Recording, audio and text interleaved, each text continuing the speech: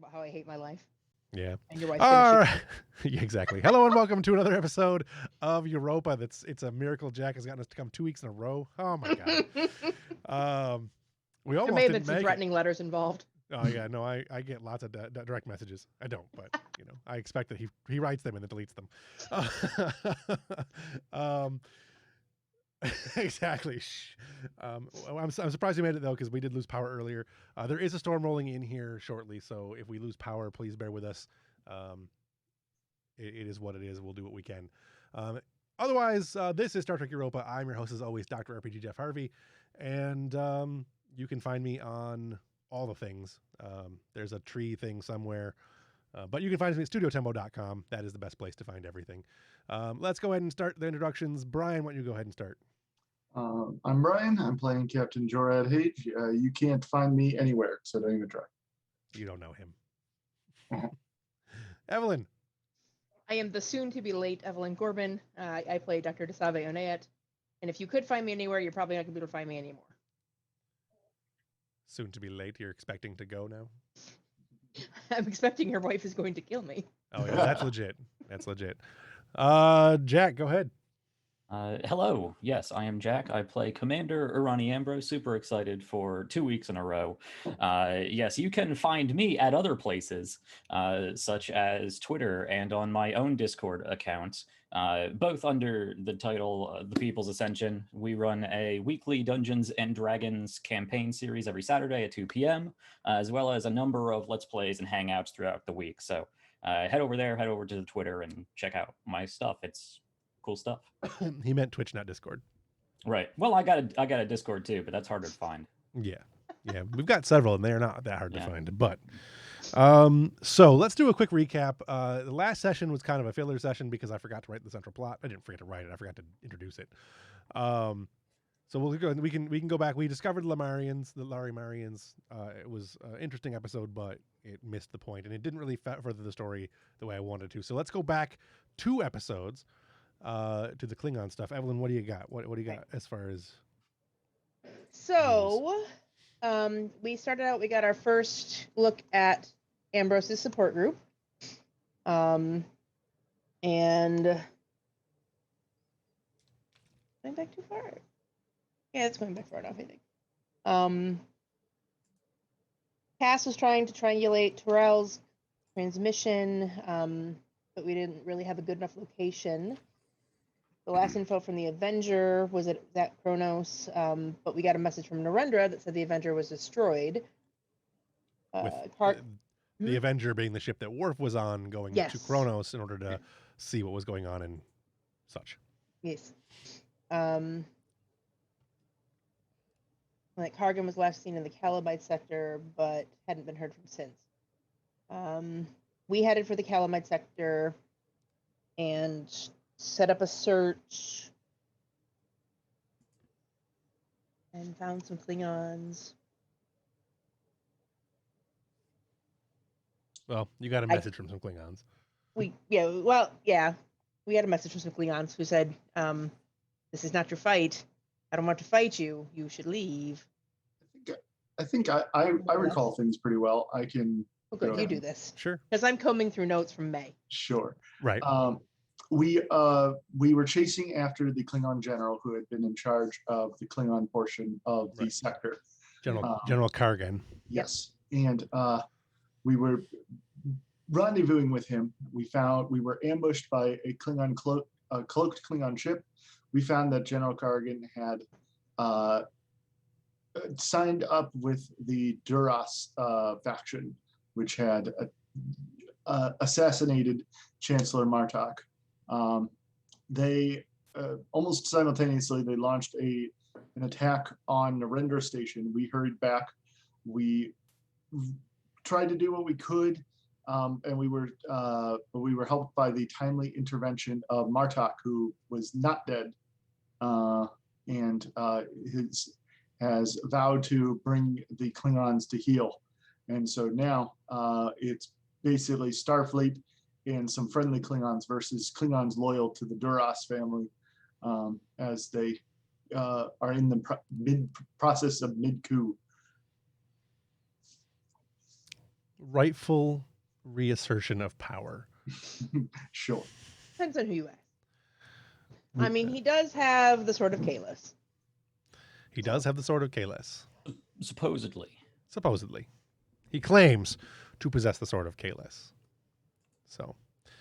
Wasn't that lost in the Gamma Quadrant? Worf beamed it out into space at one point, yeah. In the Gamma Quadrant. I think it was the Gamma Quadrant. Okay. Yep. I took that into account. Actually, this is based on a storyline from one of the books. So, nice. I mean, that portion that's about where it ends. That's about where the similarities end. But yeah. Jeffrey, do you have Fantasy Grounds up? I do. How? Well. Yeah, I likewise can't get in. Okay. Also can't connect to no host? Correct. All right, good. Glad it's not just... That is... hang on. Let's go ahead and take 3 minutes and see if I can figure that out. I'll start, guys. Yep, false start. Although I can... Yeah, no idea. I need to go to... You can see me now. No one else can see anything. I'm just going to look at me while I'm doing this. Because my intermission screen is not a great screen. Let's see.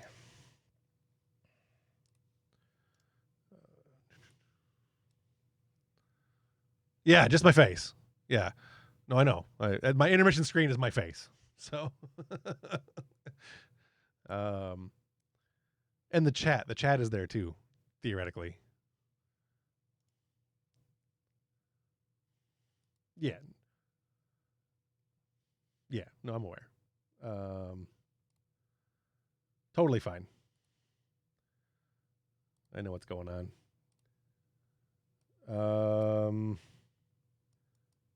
Somebody in the Discord type I will type the IP. It should not have changed, but it may have. Really what it is because I'm hardwired in now. It might be firewalled. But that's the proper IP.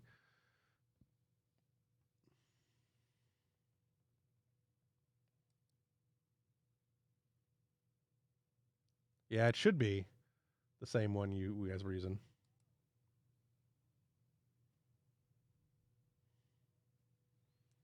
Hang on, I started it up again. Let me try it one more time. That should be 3 2s.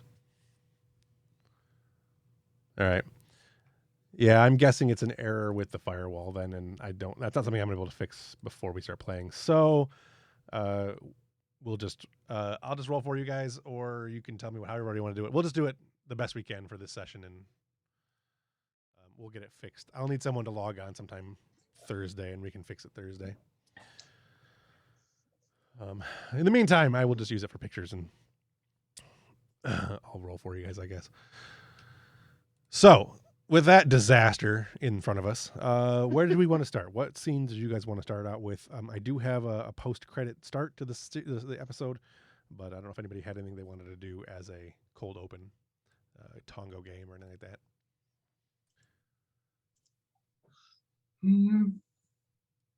No? I very much have nothing. All right. Unless I know we spoke a little about Ambrose wanting to train Chierko, we could do something with that. Let's not force that. Let's keep that Okay. for like in mission. Okay. Sort of work. Okay. In that case, let me see what I got real quick here. Let's do Jisa. Jisha. Looking over her newly arrived peregrines. Anyone else that wants to join her can, but basically what you're seeing is, and we'll have, I can't have Tong in there because that won't work. Who's the chief engineer? You want to see me go completely Kostra. neurotic? Yeah. Let's have Kostra as well, taking the shipment in, and you guys are in Main Shuttle Bay. And you've just sent out, not just, but recently sent out a couple of your runabouts in favor of, and a couple of the regular shuttles too, but no one cares about those, in favor of 4 Peregrine fighters. 4. I thought we were getting 6. 6. Did I say 6? Yeah, that's right. 6. I wrote the rules for using 4 at a time, but yeah, 6 is the total you got. Kostra will be directing people to retrofit the hangar bay to serve as fighter launch bay. I don't imagine there's too many changes, but I'm sure there's a couple. So he's yelling to some junior officers, move that girder into place. That's going to get in the way if we try to launch these fighters. They got the wings. They've got a bigger wingspan than my ex-wife.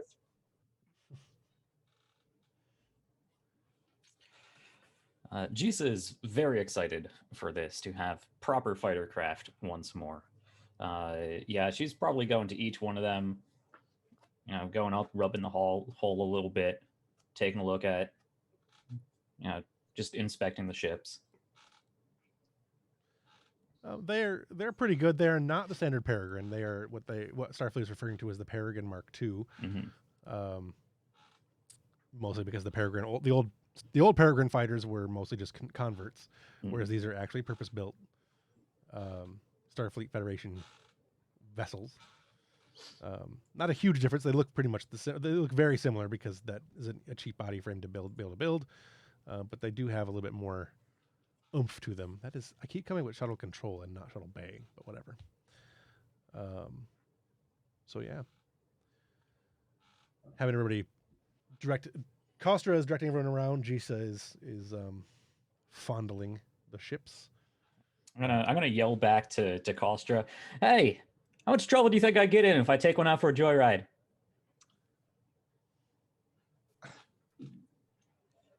Well, I wouldn't complain, but I'm also not that. I'm also not. Are you willing to cross the XO? You're supposed to discourage these things, sir. Look, I have thoroughly stated these shuttles are not my job. Yeah, they're a little too much for most people to handle. I'm gonna pretend you didn't say that, Lieutenant. She's gonna like slam down on a button in the cockpit's gonna. Actually, I don't think they open up by the cockpit. I think they open up like standard shuttle pod. She's gonna slam the door open and climb on inside. Okay. Just give it a start up, give it a pre-flight. Coaster might get a little concerned that I am going to turn it on and leave, but no, I'm just sitting there admiring my new craft. Okay. It comes on, powers up, nice, gets that familiar hum that Jisha is used to, that she has missed all this time. And that sounds like a good place to end that. Yeah. Go to the roll.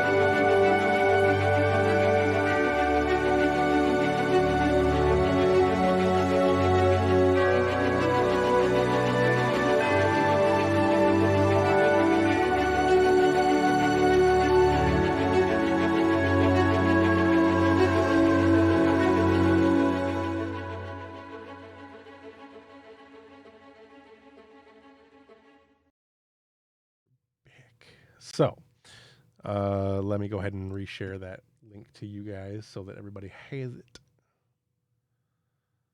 Anyone on the internet can. Oh, that's why. I changed it because I was going to link it into the Patreon, and I wound up not. I wound up making a PDF. That would be a mess. Yeah, it would be a mess. Yes, oh God.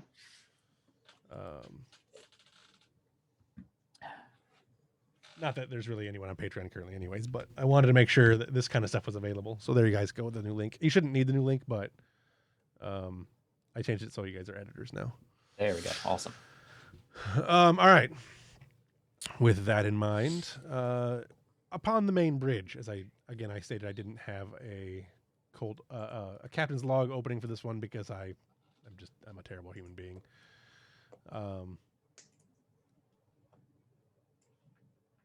I'm guessing that either Hage or Ambrose is on the bridge, and the other one is probably in a lounge ready room somewhere. Let's say Ambrose. All right. All right. Ambrose is on the bridge, and I'm going to guess that Hage is probably in his ready room then. Captain's ready room over here. Put that there. Get in there. You go right there. All right. Things are going pretty pretty smoothly. You've been on a basic patrol of the Calamide area, which is not too far from Klingon space. It's actually near the border of Klingon and Federation space, just the edge of the expanse. Sensors have been working fine. You've been running through your new diagnostics with your Klingon detectors that you've adjusted. Your modulated sensors that are supposed to detect the older birds of prey's cloaking devices, really any bird of prey as far as you're aware. And things have been going pretty smoothly. Suddenly, the ops officer, who do we have an ops officer? Who's on ops right now? Anybody? Any PCs? I think it'd probably be Rebecca Connor. Why would O'Connor be on ops? Science and ops are kind of indistinguishable when it comes to the bridge position. That's true sometimes. Sometimes. Sure. Let's have O'Connor up there, and then that's everybody's character pretty much, so we don't need any more. You're getting a distress signal coming in. Sir, we have a distress. Fucking hell.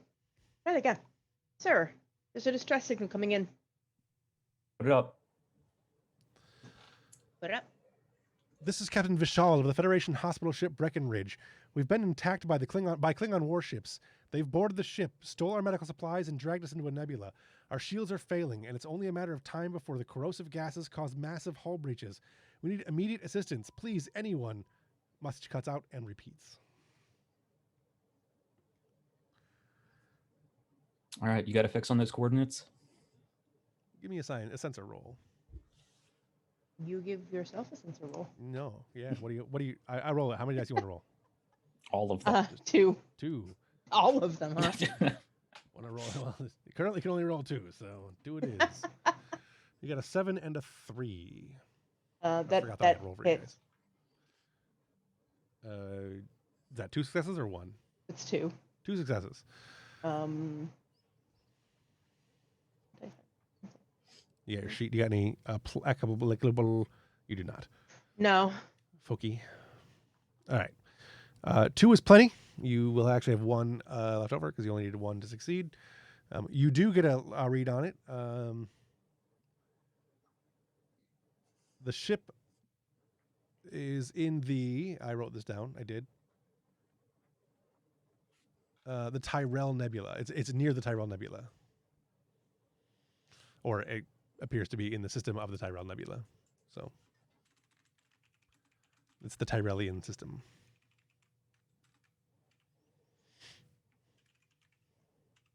How far away is it?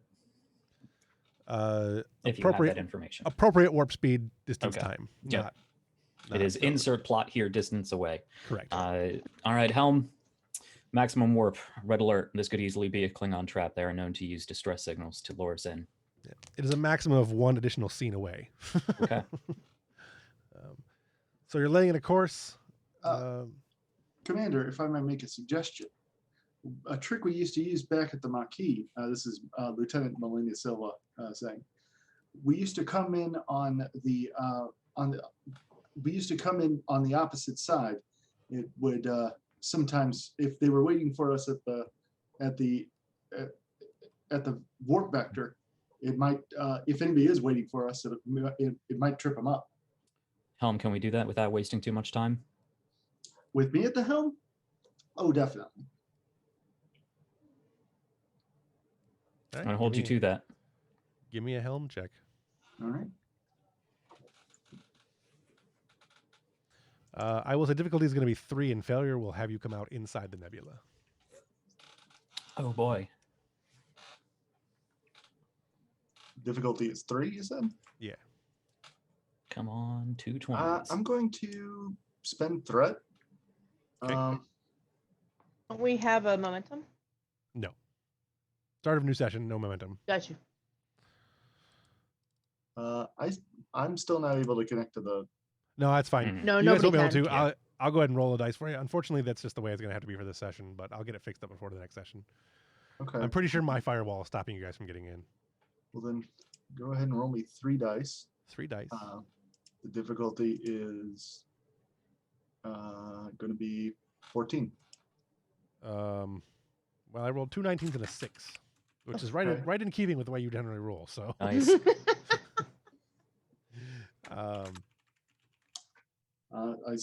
I succeed by 1, or I mean, I got 1 success. 1 success. Okay. So, there's no complications here because I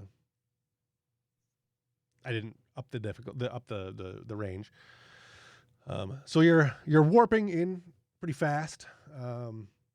Did you guys? We'll just jump into it. As you come out of warp, you're skimming the edge of this nebula. I assume that you had red alert started before. Oh yeah. Yeah, Yep. he ordered red alert. I ordered red alert. All right. Well, then before we do that, I suspect the captain may want to have some intervention since he just got a red alert, and you guys are going into warp. So let's assume that you've just jumped into warp, and red alert is started. Yeah, I imagine he'd just come to the bridge, ask for sit rep, and everybody would tell him. Okay. I don't think it's necessarily something we need to play out. Sure. In that case, you do jump out of warp, come out of warp. Could we get sensor readings on the nebula and its surroundings while we're at warp? Yeah. Yes. Go ahead and give me a sensor roll. Difficulty is going to be 2 because you're at warp. Although the ship helps, so that won't matter. Ship rolls. 1 success for the ship. That's you, Ev. How many you got? Just 2? Just 2. God, I got a lot more work to do this session now. Oh my God, 19 and 18. We're gonna blame all of our bad that's a rolls on hard you. no. That's legit. Yeah. I don't know. So you don't get any good readings. This nebula looks like it's full of coffee. Yeah, it's full of bright colors. She did say it was corrosive.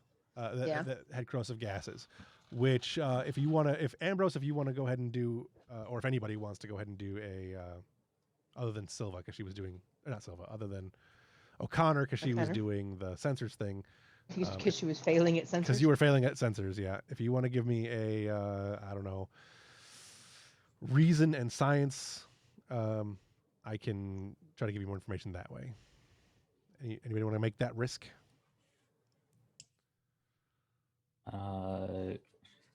You do not want Ambrose rolling reason science. Yeah, what kind of role is this? I'm a bit confused. Is this like a recovering knowledge, kind of like just what you've learned from Starfleet Academy, that kind of thing? What kind of nebulas have corrosive? so just questions about nebulas in general? Yeah, it's trying to narrow it down without the sensors, basically. If not, it's fine. You're gonna come out of warp in a second anyway. I was more, sensors. Tell me if we see Klingon ships ready to blow us out of the sky. Yeah. But barring that. Yeah, you don't see any of that with the sensor roll that you got. I was assuming you were going for information on the nebula itself, but all right. The ship comes out of warp. The ship starts to rock. You are shields up, so no one dies right now. But there's definitely some heavy turbulence, and the ship is shaking quite a bit. It doesn't take Silva long to stabilize the ship, though. Now that you're in system, you're not detecting any Klingon ships. Not to say that there aren't any there. You're just not detecting any. You are just on the edge of the nebula, and the distress signal is clearly coming from deeper within. So I will give it back to you guys. What do you want to do? What was that bumpy ride for? Coming out into the nebula. You're basically coming out in the partial nebula because she failed her piloting role. Gotcha. Feels like I promised I'd get you there. I didn't necessarily promise to be comfortable. How long can this? How long can our hole last in that nebula? Give me another science roll, Rebecca O'Connor. It's going to be a lot of scans. How far lot of away is the scans. ship? How long have they been there? How long can we last in the Could we, nebula? could, Yeah, could we just do one science roll and then Yeah. we can ask questions for it? Yes, that was my I don't plan. wanna roll a million Your science difficulty rolls. is 0, and you can basically however many questions, however many things you get is how many you can ask. So, Okay. If we're doing reason and science, our target is 15. Can I had no Hage, intention of making you roll 100 times. can Hage assist with command? Sure. Oh my god. All right, I'm gonna re-roll that one because this is not rolling very well. All right, I'm gonna give you guys a free roll because that was an 18 to 20 and an 18. Jesus. I In think this today's thing's- episode, the Europa explodes. Right. All right. So you got two twos for O'Connor, and we'll do another roll for. That's a 20 anyway, and then we'll do one for the ship, which is a 4. So that 2, 4, 6. That's 6 total you got, and then I'm gonna take. I'm just Hage gonna take. assists on a 16. I'm just yeah. You rolled a 20. Okay. I'm just gonna take the threat for that though, because I'll need them later. So you have 6 questions you can ask. I will start by saying it's a Class 9 nebula, and sensors are extremely limited. You will have +2 difficulty to all sensor checks going forward, which sucks. Also, the Class 9 nebula, for those of you who don't know, that is a corrosive. The nebula is corrosive. As long as your shields are up, you should be okay. But if for any reason your shields are down, you will not have a whole lot of time. The other thing you'll learn from that is that phasers can ignite the gases in the nebula. That's exciting. Hage will say, if I was planning an ambush, this is exactly where I'd plan it. Mm-hmm. So you have 6 questions. What do you want to know?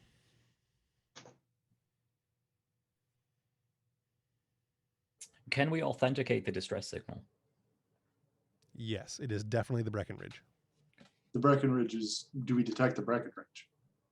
And how far?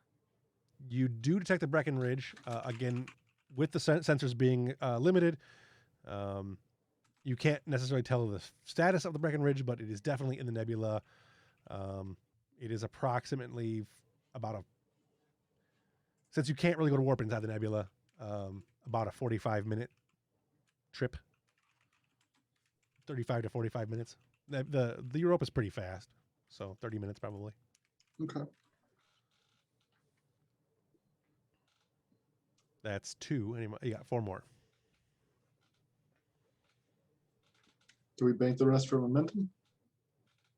Sure. I don't know if you would consider this a question necessarily about the nebula, but what else is in the system? Are there like any large planets, gas giants, things for Klingons to hide behind?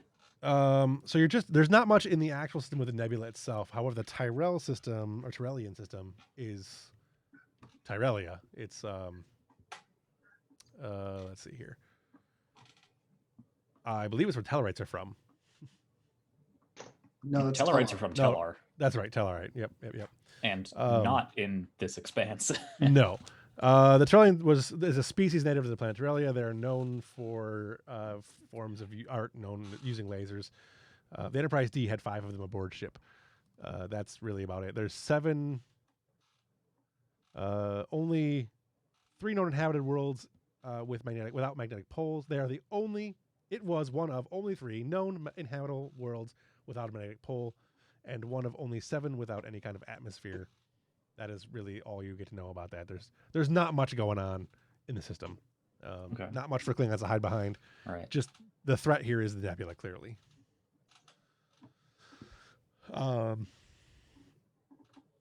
the Tyrelli, is the nebula in the system? It's just on the edge of this, like on the outside of the main system. Okay. So it's not within this. It is not within the sun's solar system. It is just outside of that. We should hail the Tyrelli and see if they can be of assistance. Maybe they know where. Maybe they have ground sensors that can be of assistance.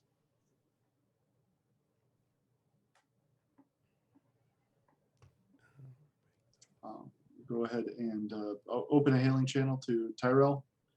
This is Tyrell. This is Captain Hage of the USS Europa. We are commencing a rescue action within the Tyrellian Nebula. Do you have any contact with the Breckenridge, or know what it's, or know it? What was your last contact with the Breckenridge, and do you know of its current status?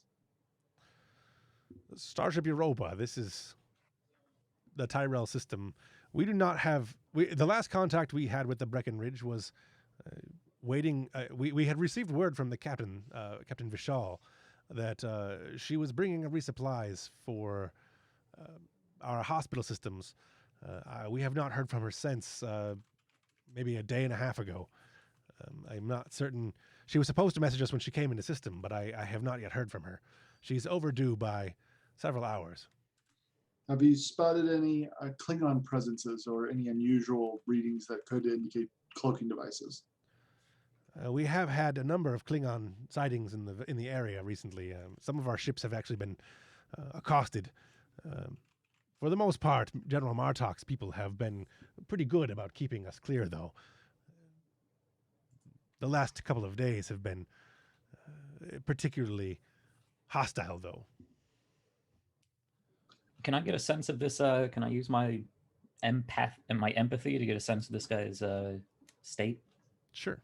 I'm not sure. I don't remember how we were going to do that, but Been a long no time rolls since we've necessary. I'm used just it. going to do it. Cool.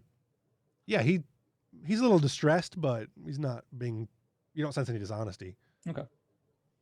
Distressed like a Klingon has a disruptor to his head, or distressed like his shipment's late? Distressed like his shipment's late, and Okay. Starfleet's calling him asking where their shipment is. Gotcha.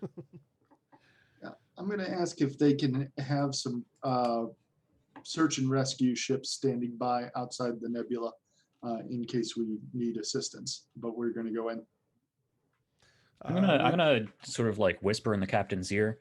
This could become a hostile situation very quickly. Do we want to involve civilians?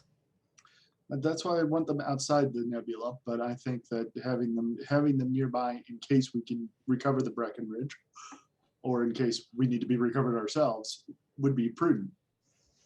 All right. Of course, Captain. We will have several ships standing by. We do have a couple of runabouts, but most of our larger ships are not available. Understandable. Tyrelli out.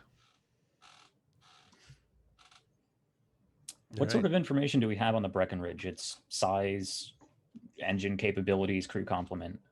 I will tell you 1 second, because I have that. But I don't have it open because I'm terrible.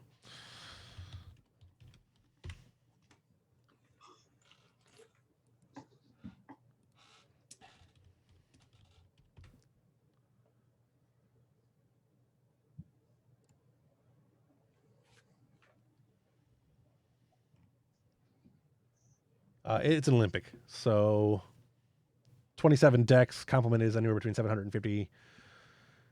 About 750 is the complement. So Pretty that's big ship. considerably larger than the Europa, right? It's pretty big, yeah. Okay. I don't know what that is. I'm not sure that ship is in Star Trek Adventure, so I don't know what the stats for it would be. I think the Olympic's the same size as the Luna class.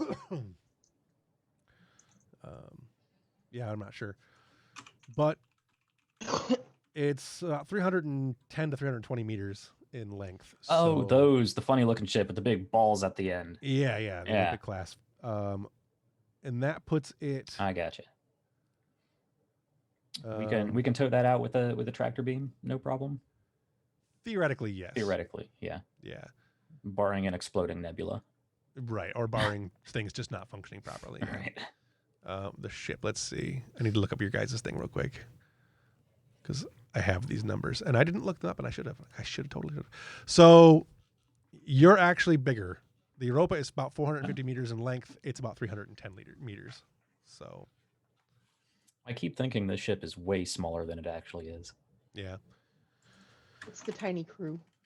Right. It is the tiny, tiny crew, 138 people, which is currently lower than that. All right, so heading into the nebula. Go ahead and give me. Well, I mean, I'll roll it for you, I guess, but unless you have dice over there that you want to roll.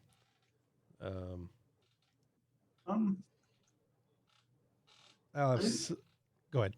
I would like to, with my officers, of course, formulate a search and rescue plan where we systematically search the nebula for the Breckenridge, rather than just going whole hog into it. Sure. You want to have a scene where you guys are in the ready room, having a chat, or do you want to just make a roll for it? Well, to be honest, I don't know the finer details of 3D search and rescue operations. So this would be a case where my character would have more knowledge than I do. Right. We don't necessarily need to role play that, but I would like to establish that we've done it. Yeah. All right. Well, sir, we do have 6 new support ships capable of shields and quick travel if we want to widen our search grid. Them being smaller also makes them more vulnerable. This is a case where I would have rather had the runabouts than the fighters. Plus, I imagine their sensors aren't as capable of, say, a runabout with a sensor pod equipped to it. With Probably such not. a volatile atmosphere and the risk of ambush, wouldn't it be better to try and send out a wave of probes first before sending out a detachment of people? I don't think we can trust probes in this dense of an atmosphere, can we? Probably not. I'm gonna use one of you guys' momentum from earlier to answer a question that you guys didn't ask. All right. Well, I think Jack was gonna ask it and got sidetracked. But I always assume I have twice as many questions than I ask. Right. So you can use shuttles and runabouts or the fighters in here. However, the corrosiveness and pressures of the atmosphere, even a runabout's shields are only going to last several minutes, maybe 10 minutes at the most. The Europa has about 6 hours before its shields are going to fail. Small craft are far more limited in here, like the maneuverability and speeds are going to be far more limited. You can use them, but they're going to be definitely more limited than a larger ship that has more power to pump into shields. Probes probably wouldn't last for more than 2 or 3 minutes at tops in here. So you can use the fighters for sure, but even the fighters are only going to get maybe 15 minutes of shield time before they have to come back in for repairs. We should keep them aboard and then launch them if something comes up where we need them. But we can have the Europa do the bulk of the exploring. Knowing that they would only last 15 minutes, I will retract my previous statement. Right. One of those things that you look up as you're talking, like, oh, never mind. No, that's not going to work. Bad. Right. It's part of the formulation of a plan. All right, Brian, 2 dice. Yeah, if I'm doing command and reason, maybe to come up with a good plan. An actionable roll, anyway. That's a 5 and a 1. This would this hit my focus for? Actually, I don't think I have a focus that would apply, but that would still be 3 successes. Team dynamics. Yeah, I'm going to say it's 3 successes, which is plenty. So that gives you an advantage and I think, 1 success or 1 momentum. So that'll give you advantage to, you can either, I'm not sure what it would apply to, but we'll figure out where that applies to during the actual rescue itself. Probably like offloading people from the ship or in the location process, locating the ship. Sure. Anything that would encompass a standard search and rescue operation. Right. So. All right. So while you guys are searching the nebula, does anybody else have any things they want to do? Anything in engineering or anything else like that? This hobby will be prepping for incoming once we find the Breckenridge, but I don't think there's really anything we need to RP with that. Okay. Nothing for engineering, nothing for the shuttle bay. Probably not really. Are there any systems that we can, in an emergency, redirect power from and pump them into shields? Do we want to set up, say, some sort of emergency buffer to get shields back immediately if something happens? Well, you won't be able to. You will not be able to use transporters in here, so you'll have that. Right. Some of that power for sure. Other than that, yeah, I mean general systems like that. So there's definitely ways to shunt power. Yeah, I'd contact. Well, I'd talk with the captain first. Captain, we might want to, since they're not going to be terribly useful in this nebula, we should take some of the science labs offline and the transporters and set up an energy buffer in case shields go down. We can just plug it in and get the shields right back up. I agree. That's a good plan. Why don't we have Ensign Tong on that? I think he'd be best equipped. Very good. Yeah, this seems like maybe it could give us advantage if we do the regenerate shields action. Yeah, I would allow Tong to basically assist with that, essentially at that point. Okay. So there's no reason to make the roll just right now because we'll see what happens when it happens. All right. All right. So O'Connor, give me another sensor check to see if we can find how long it will take us to find the Breckenridge. Obviously, you're going to find it. It wouldn't make much sense if you didn't. So it's a 15. I'm going to say your difficulty is going to be it's 3 because of the 2+2 from the sensors, the damage, the difficulty of the sensors. So you have 2 dice at the moment. Anything you want to add to it? Can Yezebeth assist by calibrating the sensors to compensate for the nebula?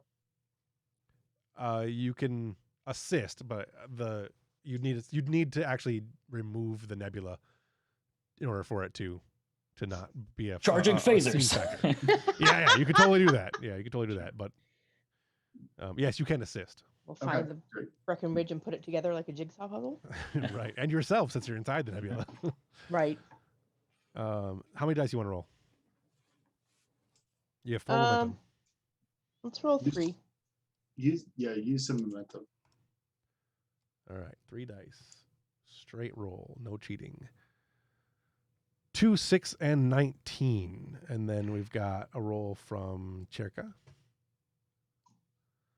which is a 3. See, now that I rolled again for you guys, the game has realized that it's time to do well.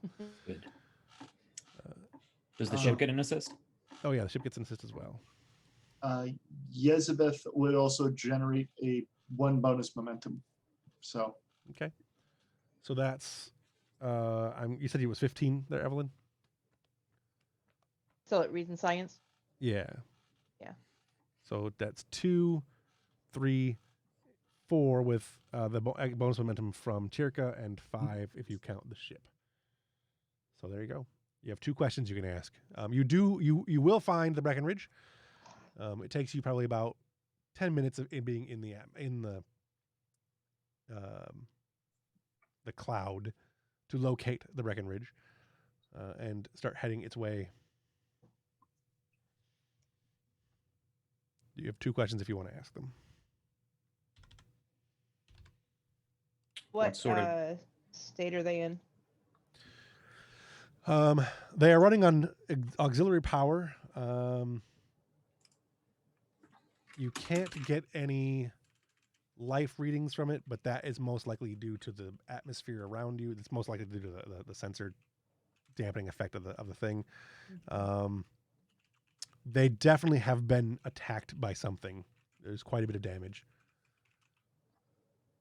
And again, they're on auxiliary power. How recently were they damaged? It's hard to say for sure, but probably within the last 3 or 4 hours. Well, that's a good sign. That means the attackers are probably gone. Because even if they were cloaked, they would have no shields, and the nebula would probably damage them. They would last even less time in here than we do. Klingon ships are hardy and determined Klingons. I could see them doing this. I wouldn't rule it out. Agreed. We'll keep our eyes open. Whilst you're flying through and heading towards the Breckenridge, actually, wait, no, that has to wait for later. That's a different point for later. Sorry, my bad. Given the positioning of the Breckenridge, if someone were sitting outside the nebula somewhere, would we be within? I guess a better question to ask would be, if somebody were sitting outside the nebula, would they be able to detect the Breckenridge's location? If they knew exactly what they were looking for or had a pretty good idea of where it was, it might be doable. I mean, we tried and we couldn't. But yeah, you guys tried and couldn't, so it would be difficult. Right. It would be, and you guys have much better sensors than most Klingon ships do. Okay. So the likelihood that there's a Klingon ship sitting outside the nebula, waiting for the Breckenridge to move and then explode the nebula, is pretty low. Probably. Okay. Now, the distress signal said that the Klingons towed them in, right? Not that they drifted in. Correct. Yeah. Okay. They were pulled into the nebula. At least in part. We'll get into that in a second. But yes, that is what the distress signal said. Yeah, there's definitely something up here, Captain. If the Klingons wanted that ship destroyed, they would have shot it, not dragged it into the system. There's no honor in leaving prey to slowly die in a gas cloud. They're here somewhere. Let's keep our eyes open. The Breckenridge is our first priority. Of course. It doesn't with take your go with your ahead. permission, I'll have GC and our flight command on standby to scramble when we get closer. Agreed. It doesn't take very long before the Breckenridge starts showing up on the main view screen. You can see the damage. It's pretty extensive. It's kind of floating at a off-kilter angle because that's just the way the model has to sit in order for you to know that it's bad. Mm-hmm. They are venting various gases, probably plasma from the warp engines, which doesn't much matter to a thing that's already pretty explosive. The lights in many of the sections of the ship are out. More sections than you would expect, which is, again, the damage. More sections than we'd expect due to the damage? More sections you would normally expect, which may be caused by the damage. Okay. Sorry. Put the comma in the right place. So yeah, what are you guys going to do? You can see it there on the view screen. Well, we'll tractor it. Pull it out. Okay. Not going to hail or anything? Yeah. Yeah. We'll hail if they're answering hails. All right. You open the hailing frequency and what did I say her name was? Captain Vishal. A Rycian named Vishal comes on. You recognize her as the captain of the Breckenridge. Europa. Glad you're here. Did you have any problems with the Klingons? No, it's quiet as a church mouse out there. But they might be waiting for us to bring you out. So, how powerful are your shields? My shields aren't going to last much longer. They're pretty weak. Okay. I've had a couple of hull breaches in some areas, but we've managed to stabilize. I'll talk to our crew about extending our shields around you. Is your hull intact enough for us to tow you out? It's in rough shape. The Klingons towed us in here, but only a little ways towards the. At some point, they shut the tractor beams off. I don't know if it was because of the shearing on our hull, or if, I don't know why they did, but they definitely got us in here and then let us drift deeper and deeper. Now that we're closer, can we get a better scan on them? Sure. Go ahead and give me another roll. Okay. Difficulty is going to be 4. Okay. 2 for the nebula and then 2 for the difficulty. So How many how many momentum would you like to spend? You have 3. Let's spend 1. And then the ship will assist with 1. So you got a 12, an 18, and a 2. So that's what, 2 successes for you, and then 2 successes from the ship. So 4, which is what you needed.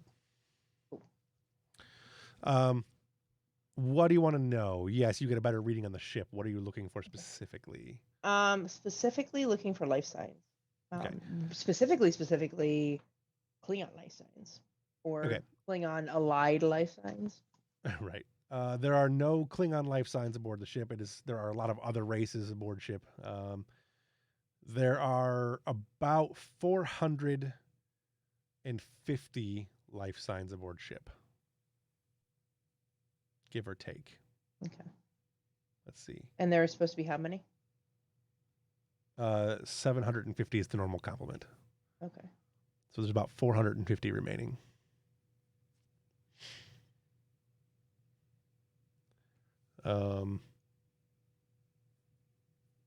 Yes. That's life signs. Yeah. Okay.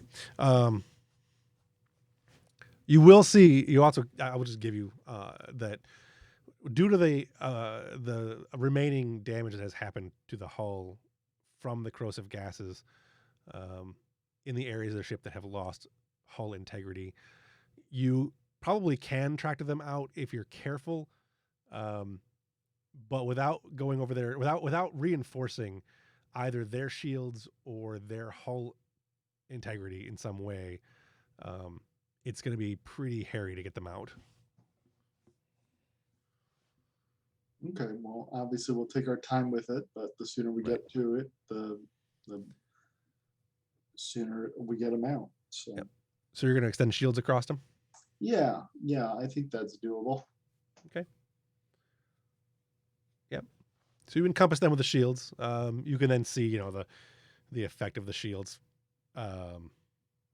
staticking more because they're spread out over a larger area, but they're holding. Okay.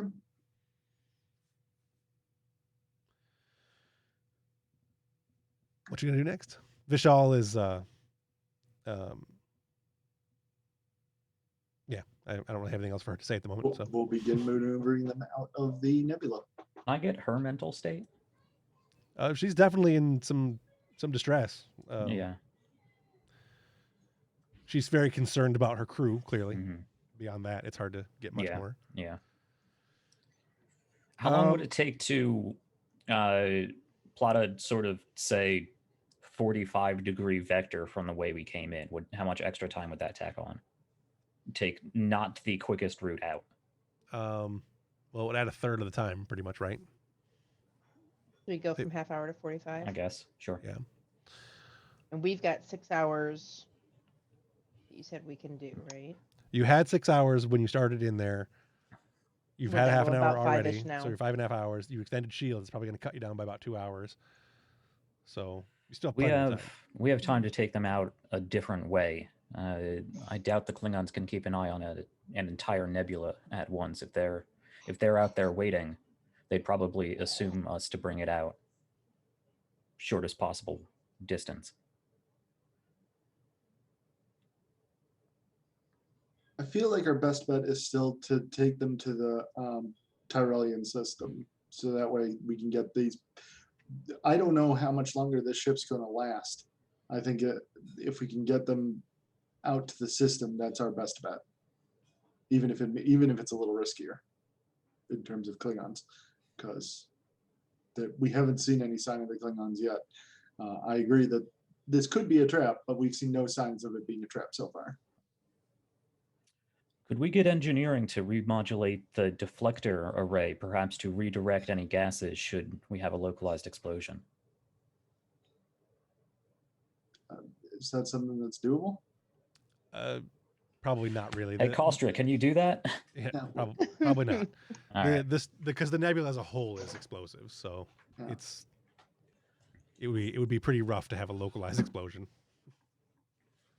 And I was thinking, like the body surfing Sure. metaphor, like just keep it stable enough so we can ride the blast out. But Right. Especially with your shields extended, that's not something that would really be Okay. feasible. All right, so whoever's going to be running the tractor beam, go ahead and give me a Well, that's tactical, roll. right? That is tactical, and I'm going to spend a bunch of threat. Awesome. I'm Yay. going to spend 5 threat. Jesus. 3 of them will be to raise the threat range, and 2 I will use to raise the difficulty. So your difficulty is going to be 4, and Difficulty 4, 17 to 20. 17 to 20. Ooh, all right. Can Hage assist by this would be part of the plan, I think. So Sure. Would we get advantage for that? Sure. So difficulty 3. Okay. And then 17 to 20. Okay. I have a talent in shipboard tactical systems. Would this cover that? I don't think so, no. Okay. I don't. I mean, I No. do imagine that is more, like targeting and shooting Yeah. and modulating weapons and whatnot. But I figured I'd Yeah. throw it out there. I don't think Okay. so. You have 2 momentum. And we are going to get a ship assist, right? They assist in tractor beams. It should, yeah. Okay. I think it does.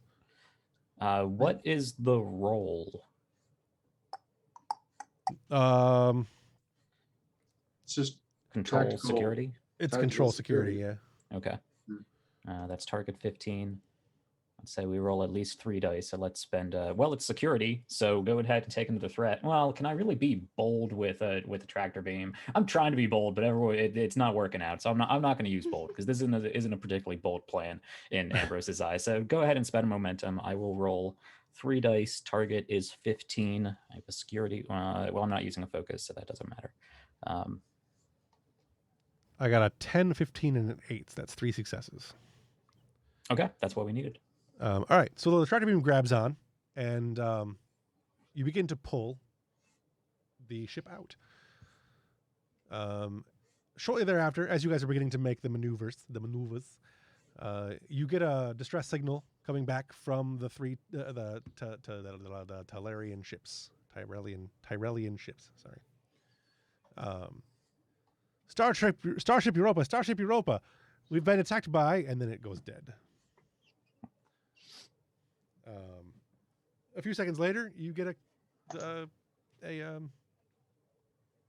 signal in from the Klingons. You're getting a hail. That's what I'm looking for. A hail from the Klingons. Okay, we'll put it on screen. On screen is General Kargan. Let me see if I do have a picture of General Kargan. NPCs. General Kargan. There you go. Chris Latta, a.k.a. Starscream, a.k.a. Cobra Commander. I had a voice frame. What was it going to be? Oh. Starship Europa. Surrender now, or I will destroy your ship. There, you are detecting, even through the haze, you're able to detect 3 Cavort-class cruisers. 3 Cavort-class birds of prey. General Kargan, I was hoping we would run into you. You must be pretty doubtful of your soldiers' abilities if you arranged this little scheme to weaken us before you even engaged us. I don't understand what you're talking about, Captain. I'm saying you attacked a hospital ship and then some rescue ships, and while you kept us busy with that rather than engage us while we were outside of the nebula. That is the act of a coward, General.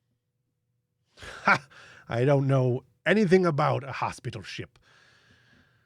We are sent here. We have been sent here. My mission has been to attack opponents of opportunity. You are here. You are my opportunity. The Tyrellian ships were of little consequence. Well then, why don't you come in here and take us if it's so easy? The Europa is a prize, one that I intend to give to the Chancellor. Come out and surrender the Europa, or I will destroy the entire nebula. You have 1 hour to comply, Captain. You attempt to run, I will destroy the nebula. You refuse me, I will destroy the nebula. I must say I'm surprised. I would have thought you'd want to engage us on equal footing, but apparently I was wrong. I will either have a prize or there will be no prize.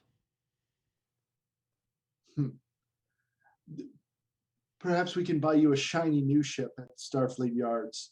Perhaps that'd be easier and less risk to yourself. You're wasting time, Captain. No, you're wasting mine, and then I'm going to disengage the Calm. Yeah. Okay. Well, I tried to big dog him. I don't think it worked, but the angrier is, the better, as far as I'm concerned. All right. Any ideas?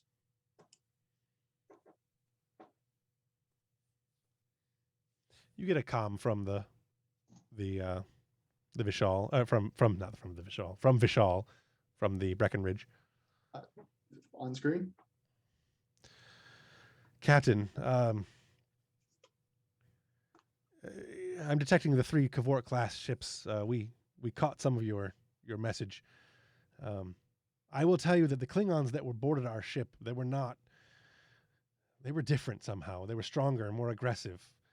Our phasers didn't seem to work very well. We're not able to stun hardly any of them. In fact, I don't think we stunned any.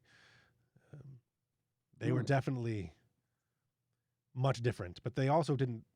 They were not on Cavort class ships. There was some kind of newer Raptor of some kind. Well, that tracks with what he said, but doesn't change our present situation. Unfortunately, I don't think the Breckenridge is going to be of any help in this situation. Can you maneuver under your own power yet? No, not without some repairs, additional repairs. How quickly could we evacuate that ship? Probably not quickly enough. Without transporters. I've got about 150 wounded, and the rest, without transporters, it would take a while. I've got some shuttlecraft that are still functional. If we only had one ship, we could pull a Picard maneuver and get out of here in a split second. But towing this ship, there's no way we can sneak out of here. Yeah, I think probably our best bet is if we launch our shuttles and we try to we send over an engineering team. They get the Breckenridge's engines up and running. If the Breckenridge leaves out the back while we leave out the front, it'll cause enough of a distraction, and that way the only thing we need to worry about is getting away.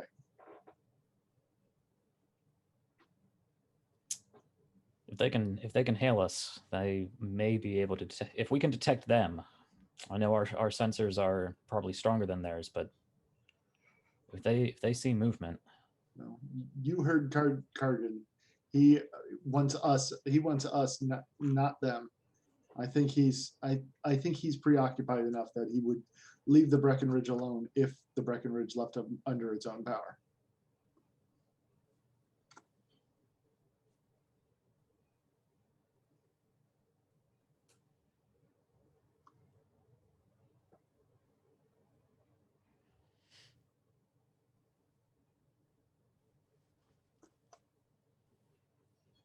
John Doe.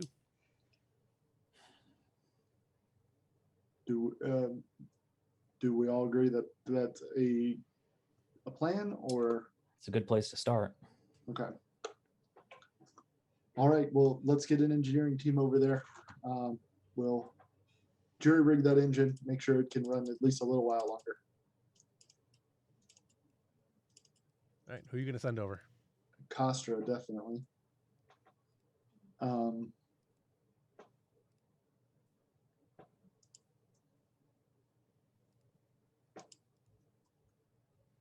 Castra. I would probably send the doctor over since they have wounded. Yeah.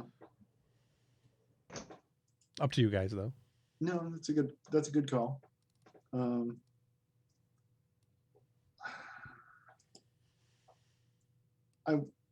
I want to send Shajin, just because I would rather us have a player character who's piloting the Breckenridge out of here, and Silva's piloting this ship. But I know you want to do fightery stuff, so I'm not sure. Do you have another player you'd want to send over? Another character? Could send Tong. Could send Tom. It would make. That would leave us without an engineer here, or without a important. Yeah, and I engineer feel like here. it would make more sense to keep Tong here as a backup plan in case we do need to do some quick transporting.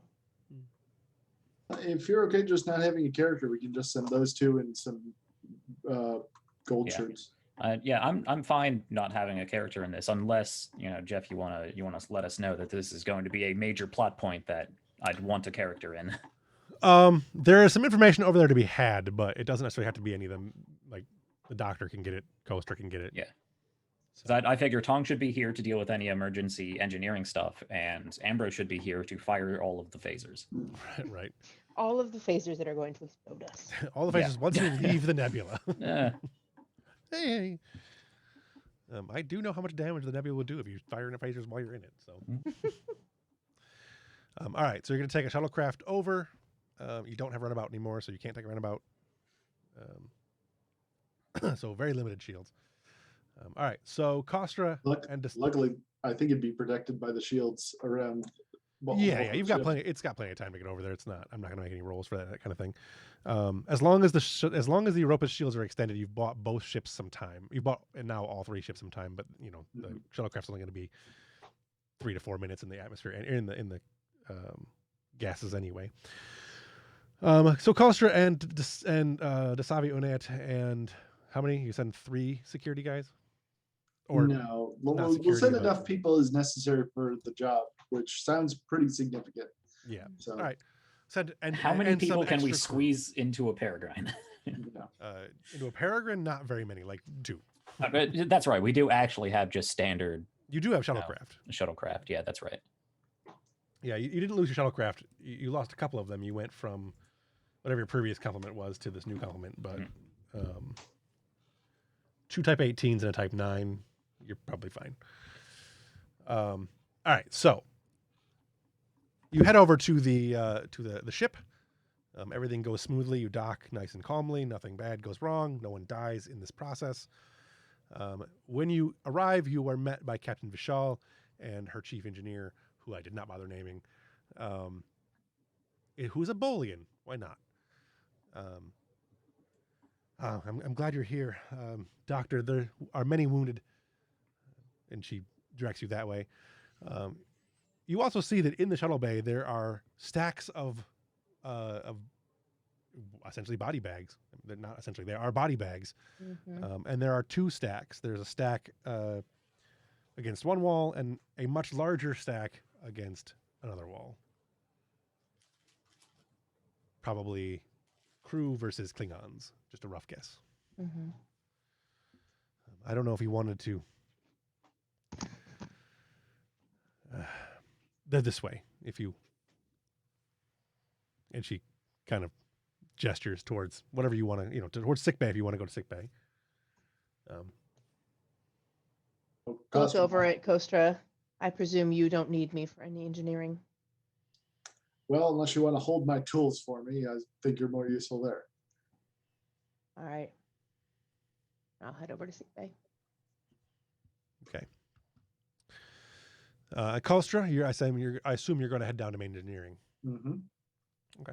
We'll start with that. The ship is currently on emergency and auxiliary power. The shields themselves would only last probably another 10 or 15 minutes if it wasn't for the Europa. Once shields are down, you can look at things, and the ship you can see that. Actually, you know what? Give me a engineering roll. What's your engineering skill? I assume you just roll 2 dice. So I have jury rig, which Yep. lets me. We're not fixing just yet. We're just going to get an assessment first. Okay. So this will be let's say insight and engineering, Sure. or reason and engineering. I'll take either one. Insight engineering is 12. 1 dice or 2, or 2 dice or 3, I should say. 2 dice. Okay. An 8 and a 13. So that's 2, right?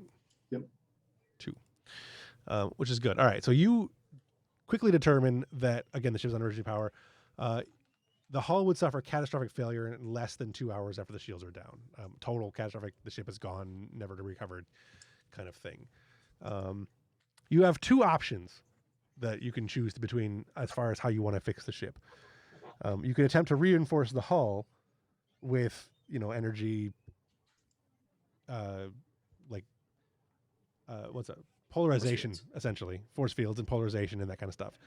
Or you can just try to get the shields back up and hope that things go. In the process of all of that will also be the getting the engines back online roll. So we're going to do it as a single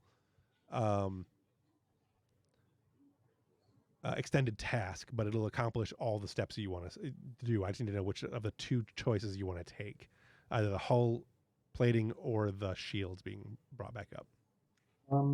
I think shields being brought back up is the main thing. Okay. Okay, good, because that won't slow down you'd need more parts to be able to do it the other way. So you would be able to, if you wanted to do an evac also, you wouldn't be able to do that. Okay. Or you would, but it would take longer. All right, so your difficulty is going to be 4. Yes, 4 work of 18. It's an extended task with a difficulty of 4. Yeah, that shouldn't be 4. Hang on. Yeah, I'm never going to where that succeed came at from. that. Yeah, it's a difficulty of 2 with a work of 18 and a resistance of also 2. And a magnitude of 4. Your intervals are 30 minutes. No, those should be 15 minutes. I don't know where I got these numbers from. So your intervals should be 15 minutes. So you basically get a roll every 15 minutes. Every 15 minutes it takes you to make a roll. Whatever you know what I'm trying to say. You know what intervals were. So yeah, my first roll for the first 15 minutes is going to be a daring engineering roll. Okay. Just 2 dice? Let's go ahead and spend a point of momentum on that too. All right. You should have 1 additional momentum because you should have gotten 1 from the engineering roll. So you're up to 3 dice. Plus, I don't know. Would you count as me having advantage on this because of the plan? No, because the original plan was seemed to be to drag them out with the tractor beam. Yeah. So sure. Okay. Difficulty. But I will give you an assist from having additional crew aboard ship, though. Okay. Difficulty is 15. Yeah, I do have the chief engineer talent, which I believe gives me advantage if I have people supporting me. Okay. So that would lower the difficulty to 1. That's why I made the difficulty so high. So we'll say your difficulty is 1 because you have the chief engineer talent. You got a 1 and an 11 and a 16. Your difficulty was what? You said it was 14, 15? 15. 15. So that's 3 there and another 1 for the crew assisting. So that beats it by 3. Okay. So I'm rolling 7 challenge dice. Yeah, and you get 1. You have 1 momentum because of the resistance. So you can spend that momentum how you want. Okay. Wait, why do I have 1 momentum? You said because of the resistance. So you would have had, the difficulty was 1. You rolled 1, 2, 3, 4. You had a total of 4 momentum, right? So -1 for difficulty. That was a task. -2 for resistance. That leaves you 1 left. No. Resistance applies to the. Oh, to work. Yeah. Yeah, you're right. My bad. So you have 3. Okay. So I'm rolling 7 die, and then Yep. I can do momentum with that what I want. Right. Um, I have it all laid out properly. I just can't remember how it works. sure.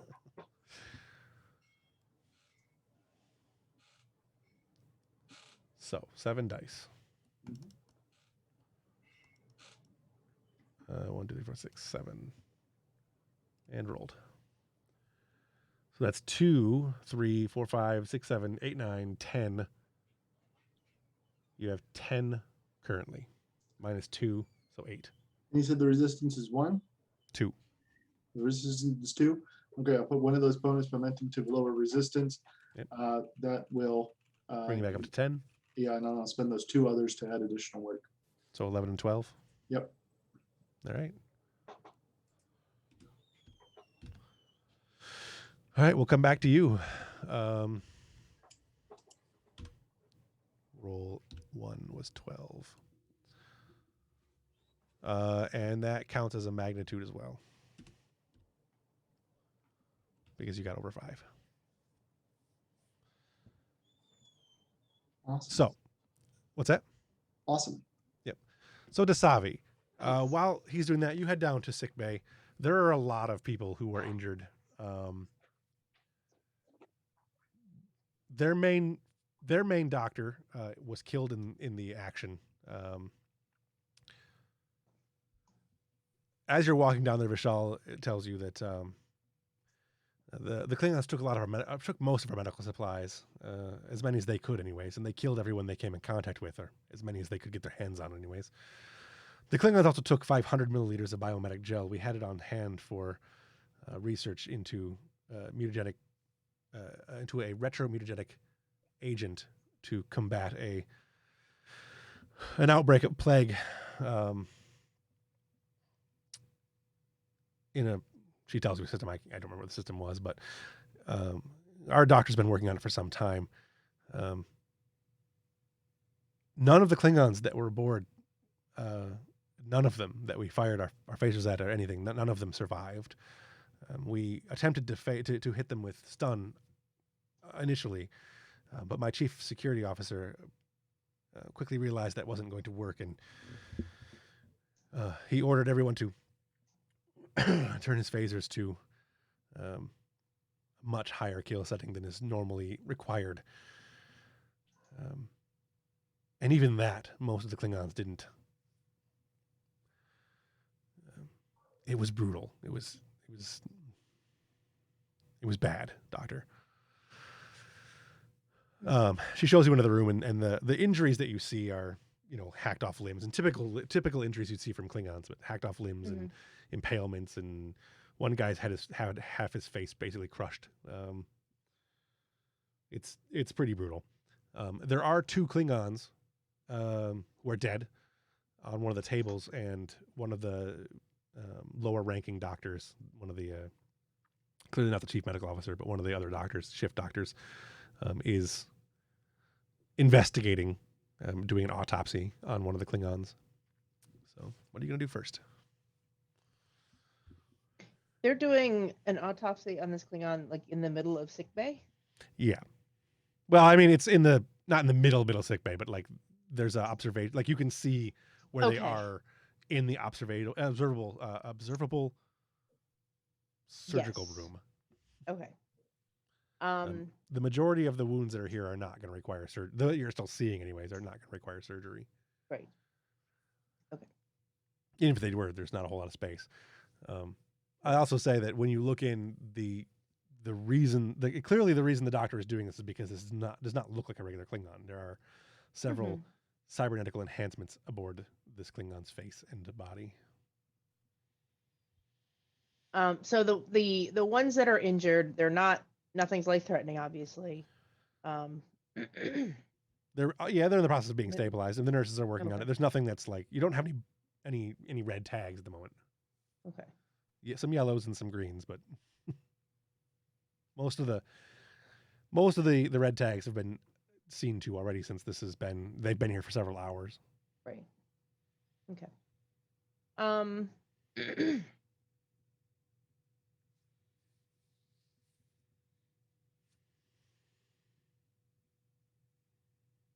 But you can assist with either you can either go in and help the autopsy guy, or you can stay out here and help these people, or you can rummage through the doctor's desk. Whatever you want to do. I'm trying to decide how annoyed Dasavi is that he's doing an autopsy instead of seeing to his people. Right. I'm gonna go with fairly annoyed. We're gonna go into the surgical room. Okay. He looks up, and I assume you're wearing a mask and properly dressed, or not. It's up to you. Probably. Following How mad proper are you? protocol. Are you going in there with a phaser, like get the fuck away from him? I will No. kill you. No, Where's no. Ambrose when I need him.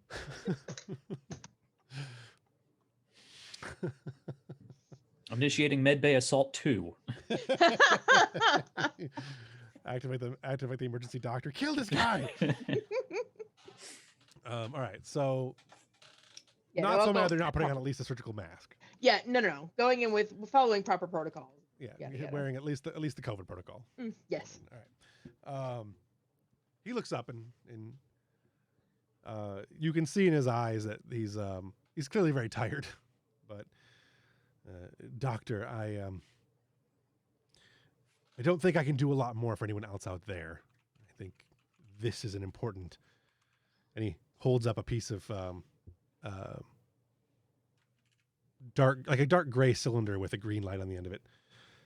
This is much more important for Starfleet to know about. I would agree that it's important. I would argue if you can do an autopsy, you can help people, and this can wait. He's not going to get any less dead. That's not necessarily true.